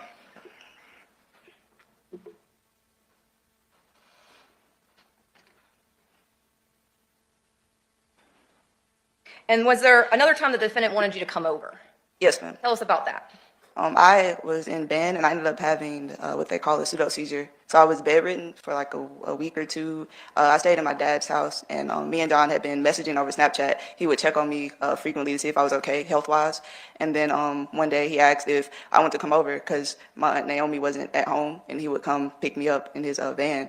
Because I'd asked him, would Naomi be okay with that? And he was like, well, she's not here. And I told him, I really didn't feel good. It wasn't really nothing I could do. And he was like, well, it's fine. You could just come over here and rest, and I'll take care of you. And I just thought it was kind of weird because I kept telling him I was bedridden and really couldn't do anything.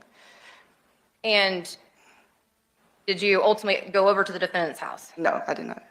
And is this when you had told somebody about this conversation? Yes, I told my dad. And after you told your dad, did the defendant talk to you much after that? Not really. I don't think I went around John too much after that. Like, we took a little break, but then I think we went back around them. Did you want to keep your distance? Yes, of course. Based upon what had happened? Right. No further questions.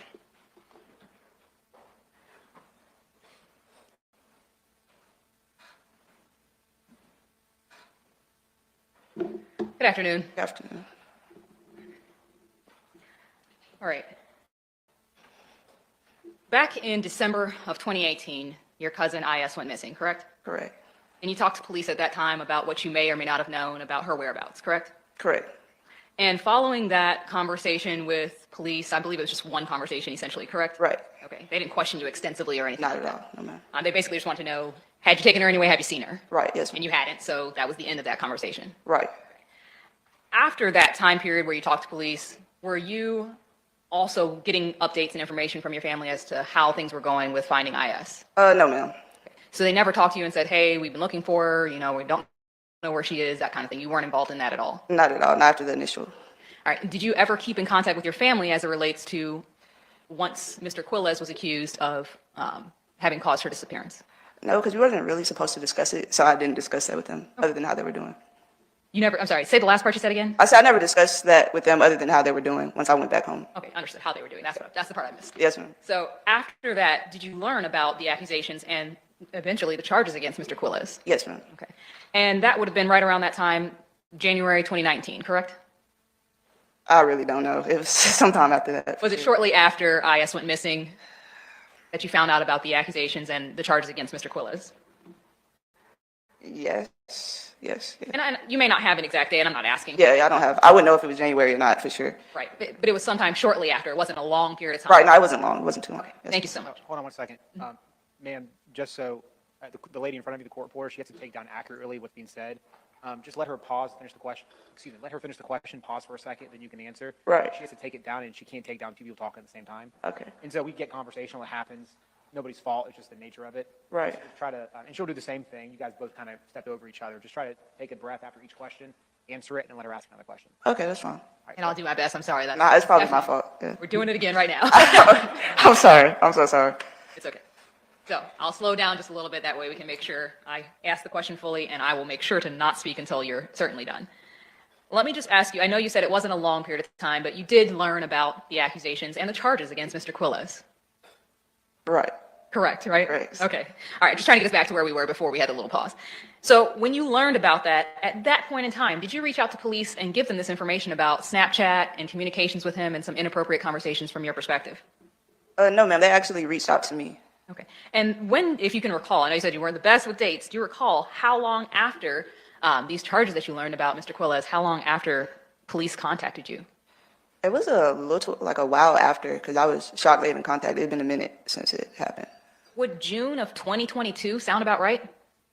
I wouldn't give you a month, but the year sounds right, but I wouldn't be dead set on a month. So like 3.5 years later? Yes. Approximately. Correct. Okay. 3.5 years later, all of that time in between, you never reported this, never talked to police about this, correct? Correct. Okay. You mentioned that you had messages between the two of you all on Snapchat. You don't have those messages saved or anything along those lines, do you? No, I don't. Okay. Did you routinely save messages on Snapchat back then? Yes, ma'am, I did. Would you describe it? I think you used a word at one point. I don't know if you said it during direct. It might be my memory from talking to you before, but you said something along the lines of you had a bad habit of saving messages, correct? Correct. Okay. And so did you in fact save messages between yourself and Mr. Quiles back in 2018 time period? Correction. It would have been 2017 when me and Johnathan were communicating. Okay, 2017 then. Right. I initially did until you told me not to, so I stopped. Okay. After, well, before the time period that you stopped, when you were saving those were saved to your Snapchat account, correct? Correct. Okay. You don't have access to that at all, do you? No, I had an old Gmail back then. And that old Gmail, you don't have access to that anymore, so we can't verify or corroborate what you said through those messages. Yeah, I don't have access to it at all.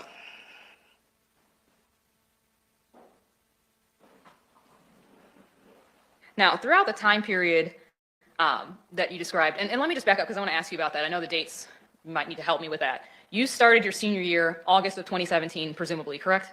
Correct. Okay. You said you moved to Florida shortly before that school year, so maybe in August, maybe July time period? I started school in August, so it wouldn't have been August. So I would say like a month or so before. Okay. So a month or so before, in 2017, you moved to Florida, and then you began having these conversations on Snapchat with him immediately thereafter? Well, I had to meet him first, so we met, and then the more I started coming around the family, that's when we exchanged Snapchats and the conversation began. Okay. And so those conversations you believe were exclusively within 2017, did not continue on into 2018? Well, it had to be because I turned 18 in 2018. We no longer communicated. Okay, so you turned 18. You said your birthday was in January, right? January 7th. 7th, thank you. Yes, ma'am. So January 7th, after that time period, you never contacted or spoke to him on Snapchat at all? No, ma'am. Okay, fair enough.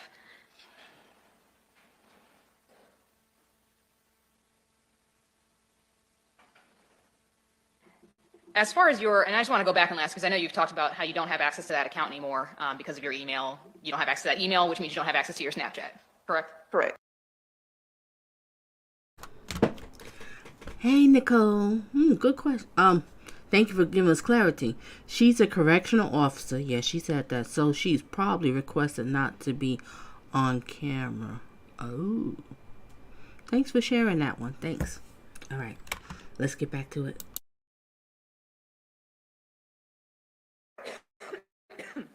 That information was never asked about or anything along those lines in that time period. So June 2022, when you're asked about it, at that point, you can't do anything about going back and trying to get that information. Correct. I can't personally. And you're not aware if police have ever tried to recover any sort of messages or anything like that this late in, after it's happened? If they did, I wasn't aware of it. Okay. Now, I wanted to ask you just a couple of other questions because you talked about a couple of incidents, two in particular. One where you guys are having this conversation about virginity and applying a condom, and then the second that you mentioned about when you were sick and being invited over. So let me start with the first and kind of go through that a little bit. When you were having this conversation, or after you guys had this conversation, at the very end of that, you guys didn't continue on or have anything. You said there was no invitation in person or anything like that, or any contact in person, correct? Are you referencing the condom incident? Yes, I'm sorry. Let's start with that one. Okay. No, I don't. He didn't invite me over that day. Okay. So after that conversation, do you recall telling or relaying those messages to any of your family members? No, not the condom incident. Only the compliment to my dad. You specifically do not recall ever relaying those messages, the texting, inappropriate messages, to anyone in your family? Are you specifically speaking about the condom incident? I'm asking about the inappropriate messages that whatever you deemed inappropriate. Oh, no, I did speak to my father about the initial inappropriate messages, such as like the compliments and that part. But the condom incident, I didn't tell anybody about. Okay. The condom incident was around that same time period when these other conversations are happening? Around that time period, I don't really want to give you a set date. Like I said, it's been a while, so I couldn't really. And we may only be talking about a few month time period if we're talking right. After August. Sorry, let me finish the question real quick. After August until you turn 18 in January, so we're really not talking a whole long period of time. Yes, correct. Okay, so it was in that time period, in that same time period that you all were having these other conversations? Well, it would have to have been, yes. Okay. As far as you can remember, you never showed those messages to your dad or anybody else? Correct.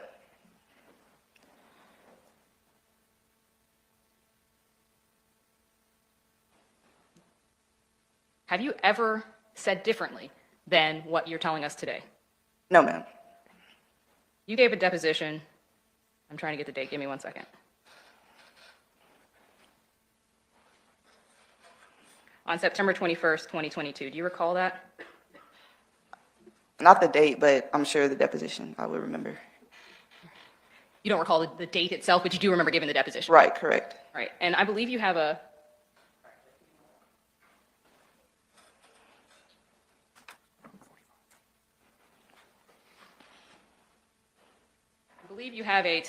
red booklet in front of you. Do you see that there and near you? The binder? Yes. I said booklet, didn't I? Binder, I apologize. No worries. If you could turn to tab 45, I believe it is. I object to improper impeachment. Sustained. Today you claimed that you have not provided any different information other than, we're going to hold off on that for just a second, if you don't mind. Give me just 1 second. Okay, I think it's as good as it's gonna get.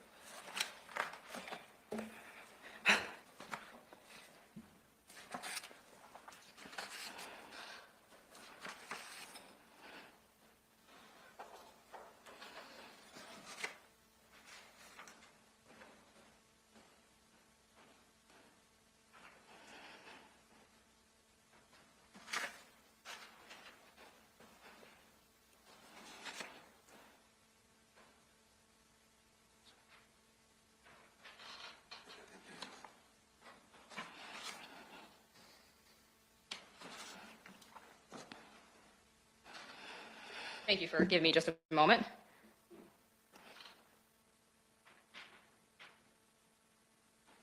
Sorry, let me just get back to where I was.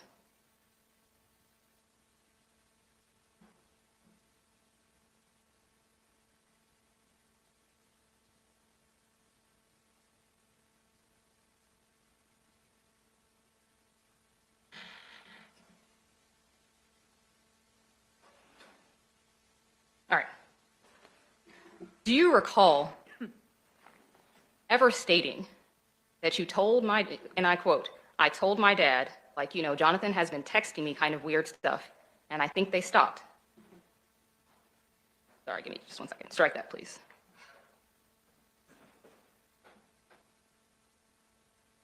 Quoting from the wrong one, I apologize. Give me just 1 second.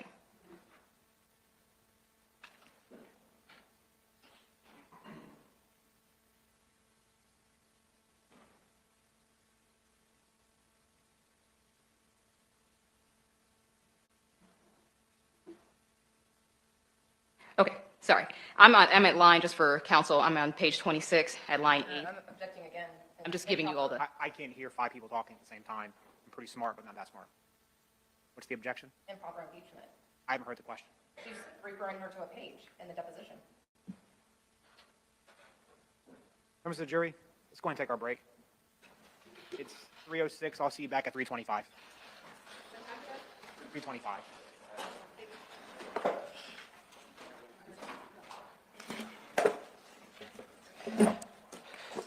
I'll tell Mr. Braylon.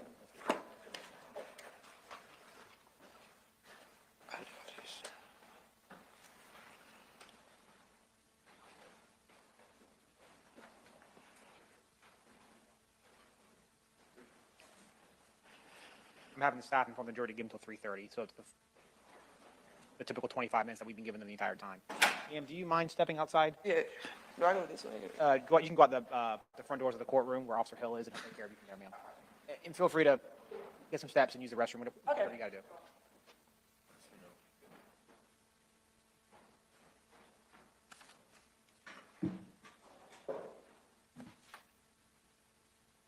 All right, so the jury's outside our presence and ID is outside our presence.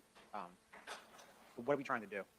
Judge, I was telling Ms. French as I came back that I wasn't directing the witness to that line. I said, this is for counsel. I'm at page 26 just to let them know where I was going. I wasn't actually asking her to turn to that page.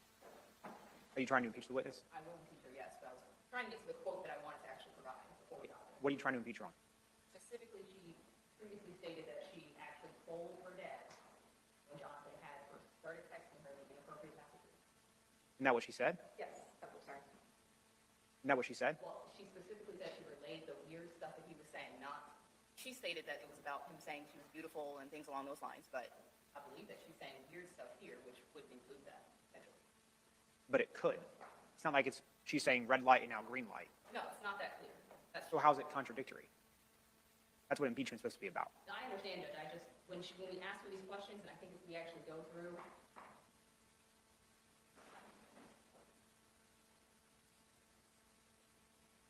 I'm just trying to read the entire quote, Judge, that's why I'm Sure. Give me a second. I don't have the benefit of it, so And I can just read the quote exactly, and the court, I can understand your position. I think maybe my interpretation of what she was saying was beautiful. I told him that weird stuff, I was thinking she meant the other stuff, so that made me By smile. the other stuff, you mean the condom stuff? Correct, because she described that as weird. Yeah, I she found that- specifically said on the stand that she did not tell her dad about the condom stuff, if I recall her testimony correctly.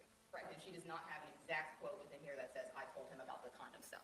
So I understand the court saying that I cannot ask her about that. I have a copy of the deposition if you would like to.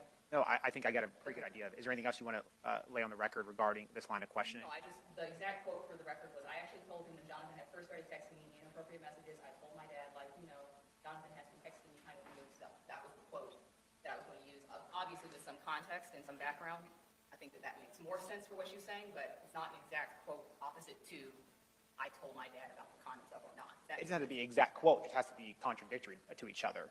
Otherwise, there's no foundation for improper impeachment. Correct, and I think based on the context, it is contradictory because she's talking about that particular time period in context of it. In context of the deposition? Correct. You're saying in the context of the deposition, she's referring to the condom when she says weird stuff. That's a good question. Did the dad not say anything to anyone about Johnathan? Yeah, I'd like to know that too. He didn't feel compelled to let his wife know. Good question. All right, Crystal said, well, that's what I want to know, but then it cut off. You want the condom incident or the... They're going to come back to it. So that's why. So how do you know her answer is referring to the condom stuff and not general comments overall? And that's where a clear deposition is supposed to come into effect. So the state's objection is sustained on that regard. I'll sustain it in front of the jury. You can move on in that regard if you would like. That's fine. Okay. Anything else we need to handle? I'm going to stay, Your Honor. Who's your next witness? Billy Abbott, Your Honor. Lead detective? Yes, sir, Your Honor. That's going to be lengthy? Yes, sir, Your Honor. Okay. Based on what Mr. Skinner and I had talked about sidebar, I'm fine. We're going to go.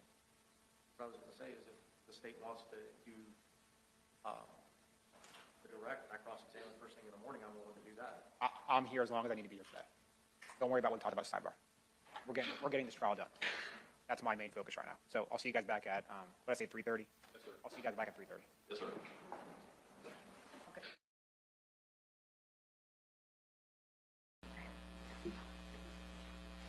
All right, let's just kind of pick up where we left off if we could. You told your dad about some of the messages that you had received from Mr. Quiles on Snapchat, correct? Correct. You didn't particularly give him that information about the condom incident that you talked about already, though. The condom incident had not yet happened when I discussed the compliments to my dad. Okay, thank you so much for that clarification. I appreciate that. At that time, when you did talk to your father about the messages that you had received at that point, what happened with your relationship with Mr. Quiles and your family, that dynamic? What happened? When I told my dad, we didn't go around Johnathan and Naomi for like a week or two. I didn't see them around as often as they had been. But after that, we started back going around them. Okay. So even after, well, you said it was like a week or two, you guys didn't have contact, or you kind of, that relationship wasn't moving forward in any way? Me and Johnathan, or? Well, you said it was, I'm assuming your whole family, you guys didn't have any contact with Mr. Quiles, or? No, I was just referring to myself and my father and my stepmother. Okay, so your father, your stepmother, Paula, and yourself. Sorry, let me finish the question and then we'll go. We've been doing that a lot. So yourself, your father, and your stepmom stopped having contact with Mr. Quiles and your Aunt Naomi after you told them about these messages. I wouldn't say stop, but I did say we didn't go around them as often the following week or two. And was that because of those messages that you all did not go around them? That's what I assumed at the time. I can't really speak for my dad and my stepmother. After that week, after you told them about these inappropriate messages that you were receiving or how they made you feel, you're saying you guys went right back to kind of being back around them like normal? I wouldn't say right back, but they did start coming to like family events that we had and stuff like that. Okay. And that was just like a week after you gave that information to your dad and your stepmom? Like a week or two, I'm just guessing not. And would you say that when you all went back to seeing him after you revealed this information that you received, that everything went back to normal, like nothing had happened? Not for me and Johnathan. We definitely talked less. He didn't make much eye contact after that initial break. But as far as your dad and your stepmom, they went back to hanging out and talking and having a relationship with Mr. Quiles as if nothing happened? Well, Naomi is her sister, so she kept her relationship with her sister. Well, I don't think they had a perfect relationship with Johnathan to begin with. He was just there when they would be there, so they just communicated as normal, I would say. As far as the following, once those other messages came in, you never told him about those at all? No, ma'am. Now, I want to talk to you about the incident that you mentioned towards the end about when you were sick. You said you had pseudo seizures and you were kind of bedridden for a few weeks. Let me ask you, during that time period when Mr. Quiles said, hey, you can come over, you can rest or whatever, in that situation, did your dad or stepmom know about that? Correct. I let my dad know. I do believe Johnathan reached out to my dad to ask him the same question about me coming over that day. And was that, as best you can understand, was that to help out, or what was the purpose of that? I mean, I guess it would be the same as Johnathan relayed to me, me coming over to, I guess, chill over there since I was sick. Okay. Was this around a time period where Mr. Quiles was also injured? Do you recall? Yes, ma'am. Okay. Had he broken his femur around that time period? Yes, ma'am. Okay. And were people coming to his house to help take care of him during that time period? Yes, ma'am. Okay. And so was he, as far as you know, was he asking you to come over there more so because, hey, there's help here, you can rest, people will help take care of you, that kind of thing? Well, no, because Johnathan was just at home by himself that day that he asked me to come over. Okay. And during that time period where he was injured and he broke his femur, was he mobile? Was he able to move around? Somewhat. The times I saw him, he had a crutch that he was moving on, walking on. And that wouldn't have been in the time period where you were bedridden. This would have been later on? I don't know. I thought he always had the crutch for his femur. Fair enough. You never did go over there, correct? That day? Yes, that day. No, ma'am. Or you never went over there by yourself? No, ma'am. It was always people there. You've never been alone with Mr. Quiles or anything along those lines, correct? One time, but the family was in the living room. I was alone with him in his room. Okay. During that time period where you were alone with him in his room, did anything inappropriate whatsoever happen? No, ma'am. Okay. Did he proposition you in any way or try to make sexual contact with you? No, ma'am. He just came and sat next to me. Okay. And at that point in time, when you all were alone in his room, what were you doing? I was listening to music by myself, watching music videos, and Johnathan came in. Okay. When he came in, he just sat down and was listening to the music with you? Well, yes. Amber, I don't want to say it, but this is what I'm thinking. All these girls fell for him. There's no other way to look at it. They all fell for this sleazeball. Slick hair, wavy dude, sleazeball. You piece of crap, manipulating these young girls' minds. Oh, you so pretty. You this, you that. Let's Snapchat. Oh my gosh, I'm just getting more angry. And I'm trying to find this tape here. Where is this interrogation? I want to see the interrogation because on my channel, I love to do interrogation and body cams. And also, there was a body cam I found of him. It's like 90 minutes long, but it's really silent. So I'm going to upload that body cam as a premiere during the weekday, and I'm going to upload it. But it's going to be a lot of parts of that body cam that's very silent. So it's not me muting the video. It's just muted. I don't understand why it's like that, but we get to see what was happening. Everybody running around. I want to know where your interrogation at, because they didn't show it in the trial unless I missed it. Let me know. And open panel, if everybody wants to come on, just click the link. I want to see your interrogation. Okay, ladies and gentlemen, let's get back to it.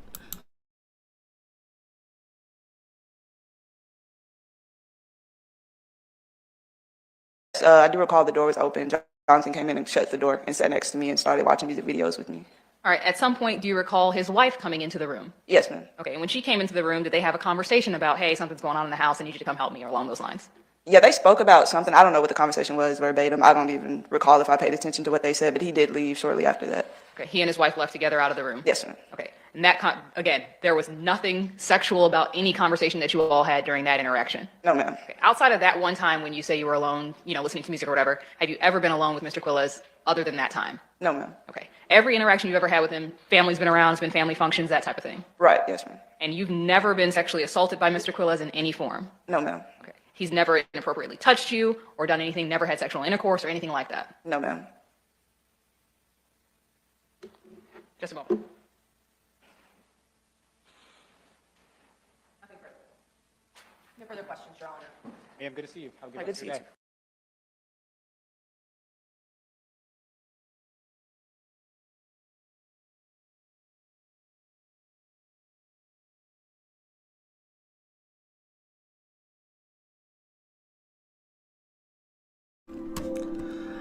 Okay, ladies and gentlemen, that's what the clips that I want to show. I said next time I'll do this again, I want to show the that's gonna be tomorrow. Tomorrow I'm gonna show the victim's mother, the victim's father, and then the two grandmothers on the mother's side and the father's side. I thought it was interesting too, so we get some more timelines, if I'm making sense right there. Let me go through these comments here. All of a sudden, he wasn't wearing glasses. Okay, let me see. I see you, Lisa, creeping through the back door quietly. And blessings to you, girl, and happy Saturday. All right, what else it said? It's pretty vague. She goes back and forth. I noticed that, too. What's Amber? Anybody wants to jump on a pound? This is the time. Jump on a pound if you want. Right, CC. He would have been blocked. Exactly. Talking about you a virgin. You want me to show you how to use a condom? Oh my gosh, I can't stand this man. I can't stand him. Can't stand him. Maybe in the penalty phase, phase 2 start Monday. Maybe they'll have a interrogation, because I'm really looking forward to see interrogation. I want to see that so much. Because, you know, when these narcissists and sociopaths, these cluster Bs, they throw their own self under the bus. Alright, Alright, Cece says, girl, I've been working on seafood gumbo. Since this morning with my mama and my Wana. I guess grandma eats mine? I guess, I'm not too sure. I'm such a pig sometimes. Alright. Ooh, that sounds so good. Ooh, gosh. I think I'll make some seafood next week. They have something at Aldi's.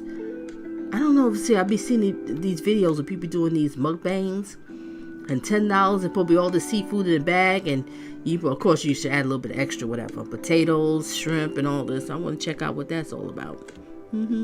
Probably like a seafood gumbo kind of thing. Seafood boil. Alright, let me just go through these comments. Anybody wants to come up, feel free, you can. Okay, I'm done. All the moms and dads crazy. That'll be tomorrow, BG. We'll see you tomorrow. And I'll be going back live later on this evening, but I'm going to be discussing that, the case, the guy that was stalking that woman for 8 years. 8 years. And he killed on Valentine's Day. Son of a gun. Can't stand that pig face. Oh yeah, I'm about to go on him. And I'm going to show us on the stand a girl that he met on Tinder. So that's what I'm going to show today. And that'll be later on. Okay, what else we had? Yep, Donna. She probably was flirting with him too. Yeah, because you know what? BG, you brought something to my attention when you said, when they did the messages, right? The Snapchat messages. And I was getting confused. It didn't hit me. But all those messages on his end, what was she saying back to him? I'm very curious. When you brought that up, I'm very curious. Okay. They did not admit it, but why else not tell and expose that sicko? It just doesn't make sense, right? It doesn't add up. My mom would have whooped him. And hello, Pat. Welcome, welcome. Yes. And sadly, the niece and her sister fell for him too. This is what's the sad part about it, Pat. They all fell in love with this guy. Piece of crap. They thought they was in a relationship. Alright, no, I didn't see it. Oh, you didn't see it, okay. Okay, so talking about the interrogation I think you're talking about. Yeah, you want to see interrogation too? I want to see it so bad. Because that picture, that's a picture of interrogation. Right? That's an interrogation room. Where? And there was another picture too that's interrogation. He had like his outfit from work. So I guess they arrested him at work. I don't know. Maybe they'll show it in phase 2. But I'll keep searching for it. I will keep searching for it. But I did find the body cam. It's a long one. But it's a lot of... you know, a lot of times it's mute. There's no sound. I don't know why is it like that, but it is. But I'm going to upload it and we can just watch it. Even though it's no sound, but just watch and see everybody's reaction when she was first became missing. We can learn from that one. Okay. What else do we have, Donna? I was looking for the interrogation tape, but couldn't find it. So you looking too, Brenda? You and I thinking the same. I can't find it. Oh boy. Alright, I'm just trying to go through the comments real quick here. BG, he did get away with a lot for years. For years. Thank God his brother wasn't having it. Thank God the brother wasn't having it. She just admitted to being in his bed alone after all of that inappropriate things that happened prior. She sure did. Pat says, all these women in the family, none could have protected the young girls. What else BG says here? Okay, hold on. Where am I at? BG says, sometimes I wonder if the adults are in on this like Ham Hock case because my mom didn't play any of this. Oh yeah. There's no boys in the room, no men being in the room, no being alone with them. And like when people have little girls, having them in those little shorts, little baby doll dresses and no shorts on. Are you kidding me? And sitting on men's lap? No, they're not supposed to be sitting on no men's lap. I'm sorry. There could be others we don't know about. Exactly. Wait till tomorrow when we get into, I just finished cooking, now I'm eating. Ooh, what did you cook, Brenda? Come on, share with us, Brenda. What did you cook? Clicks and Views said, did SS ever tell? Yes, she did. And I'm not too feeling about showing it because it's a little bit graphic what she talked about, what he did to her sexually. And I can't let these pervs that be coming on these channels and getting off on it. I can't. So that's the only reason why I didn't show SS. But yes, she did testify. She sure did. And SS, if anybody they lost, that's the victim's sister. So she testified. Maybe I'll show it, but I don't. My spirit says let that go. What else do we have here in comments? I see you, Pat. I see you. Yes, wait a minute. She testified twice? Is the second time not as graphic? Ivilla, let me know, because I'll show that one another time. Have to look that one up. Okay. Welcome, everybody. Welcome. Love seafood. Same here. I think I'll do a seafood boil next week. I'm going to try to find this thing from Aldi's or whatever. Or just make my own. I'm having fried chicken wings today. You go, girl. Yeah, I cooked some fried chicken today. And mac and cheese, cornbread, and avocado salad. I want to hear what the nephew have to say. Okay.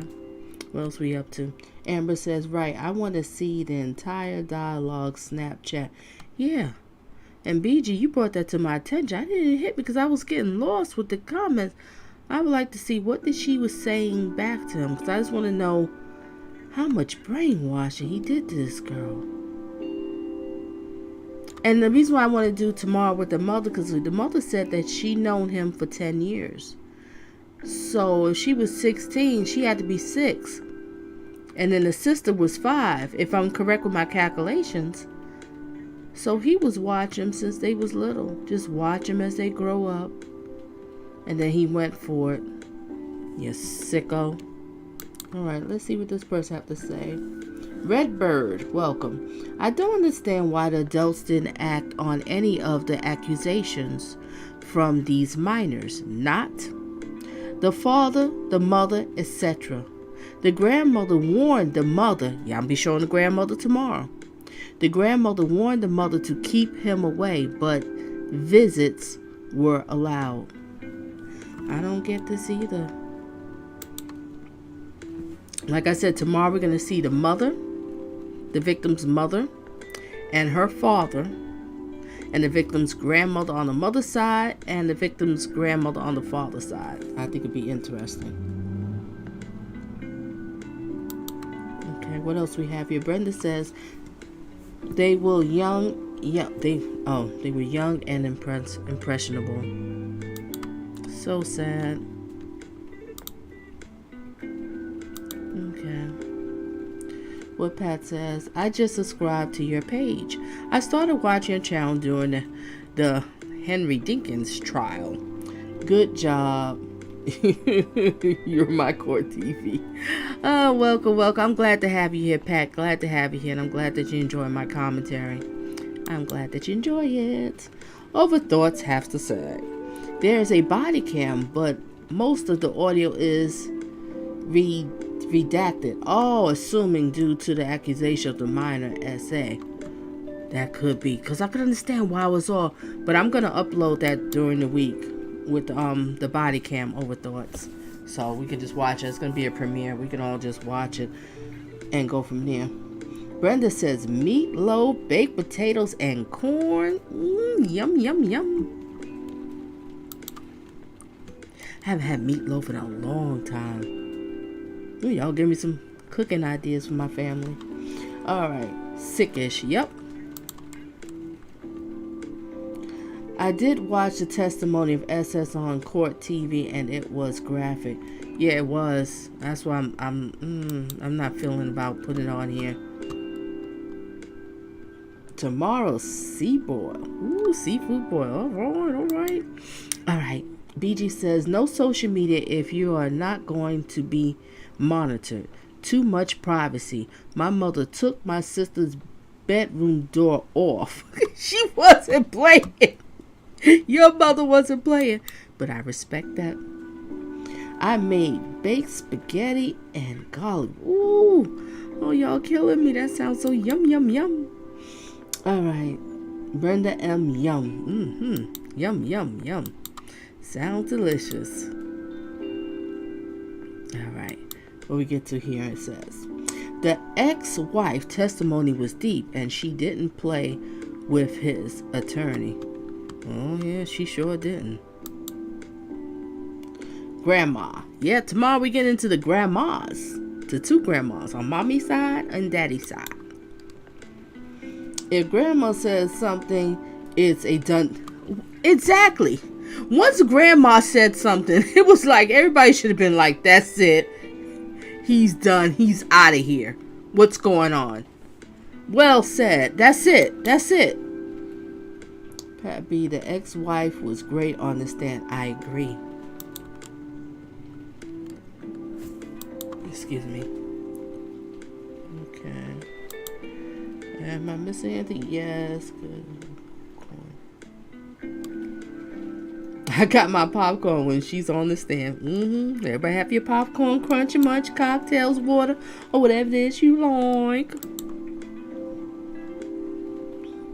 Oh, Mint said death penalty. You just came straight up and just said death penalty. Well, we're going to see what happened. I'll cover that part too. All right, let me read the poll here. The poll here, we have 45 votes.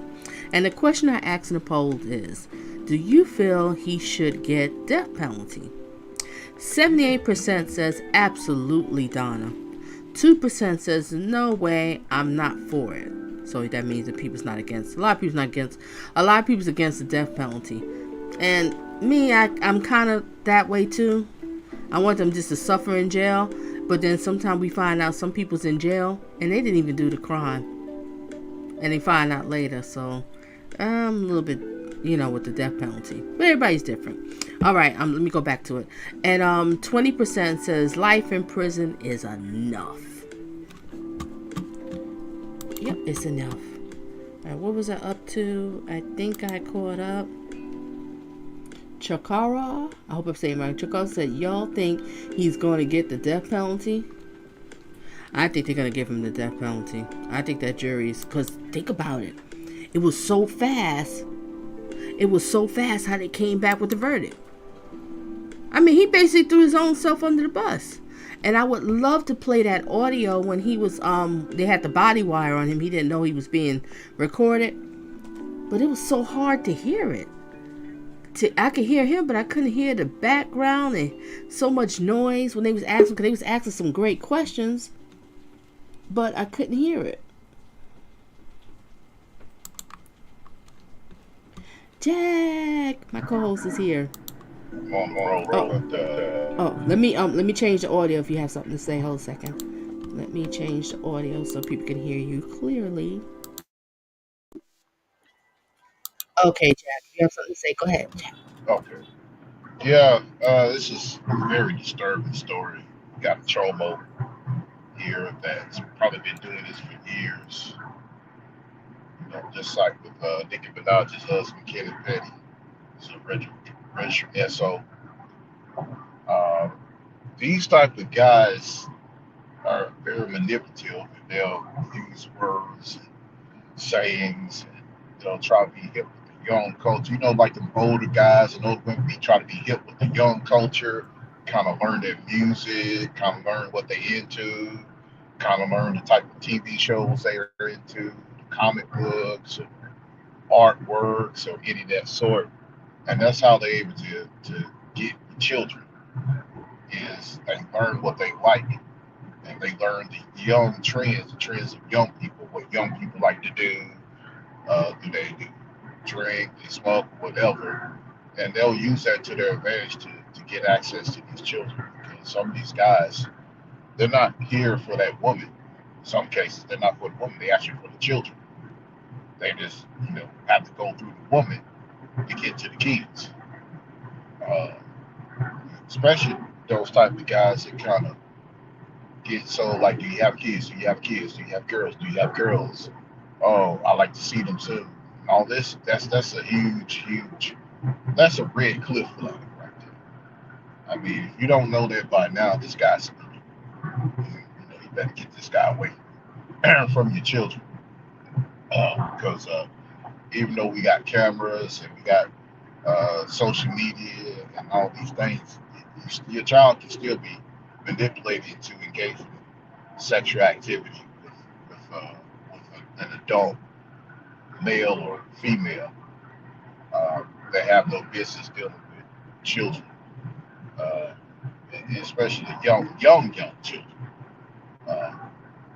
But it's disturbing to find that this man had a thing for young girls instead of adult women. I never fathomed it. Number one, the girl's not even developed. Okay, these girls aren't developed. Okay, they're not mentally developed. They're not physically developed.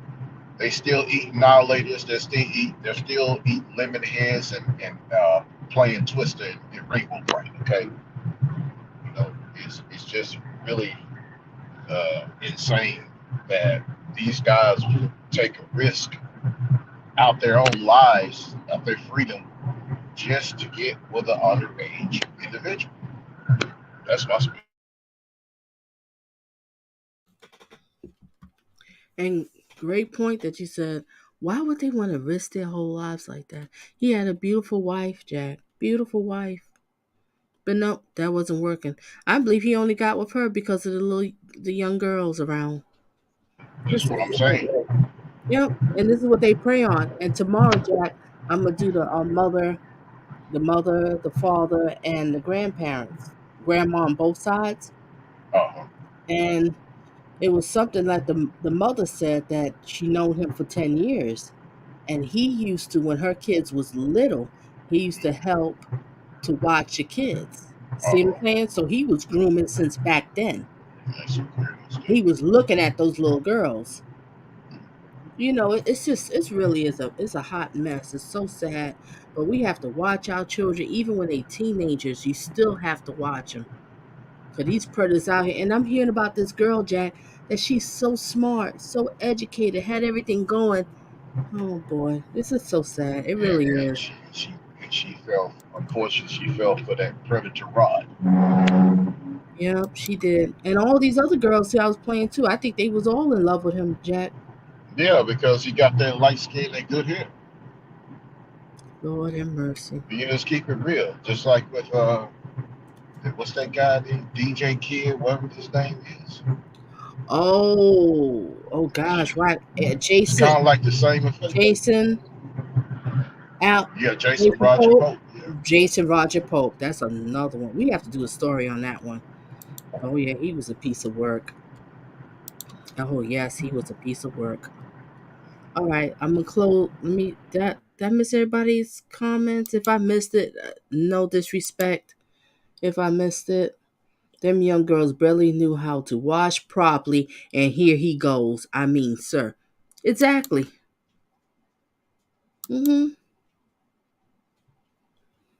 I think he got away with it because abuse because he knew the family dynamics. Yeah, he did. This is what they do.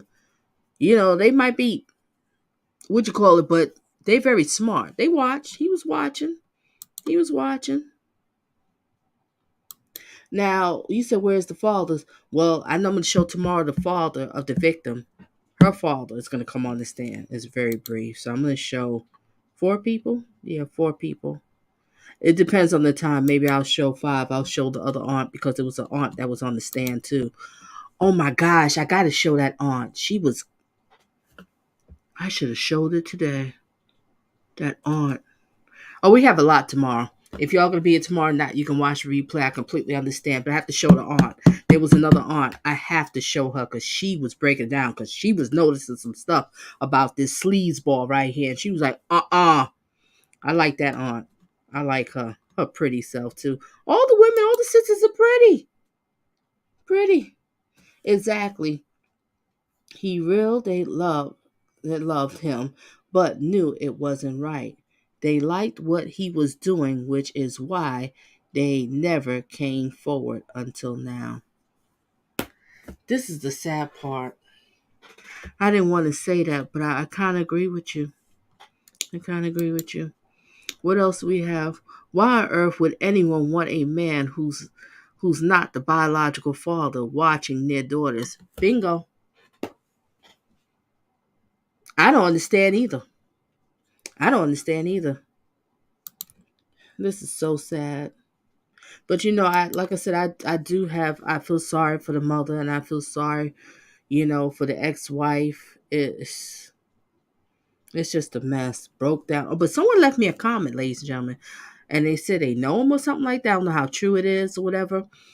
But they said that the family, I think they back together. I guess the sisters are speaking. So the ex-wife is speaking to the sister.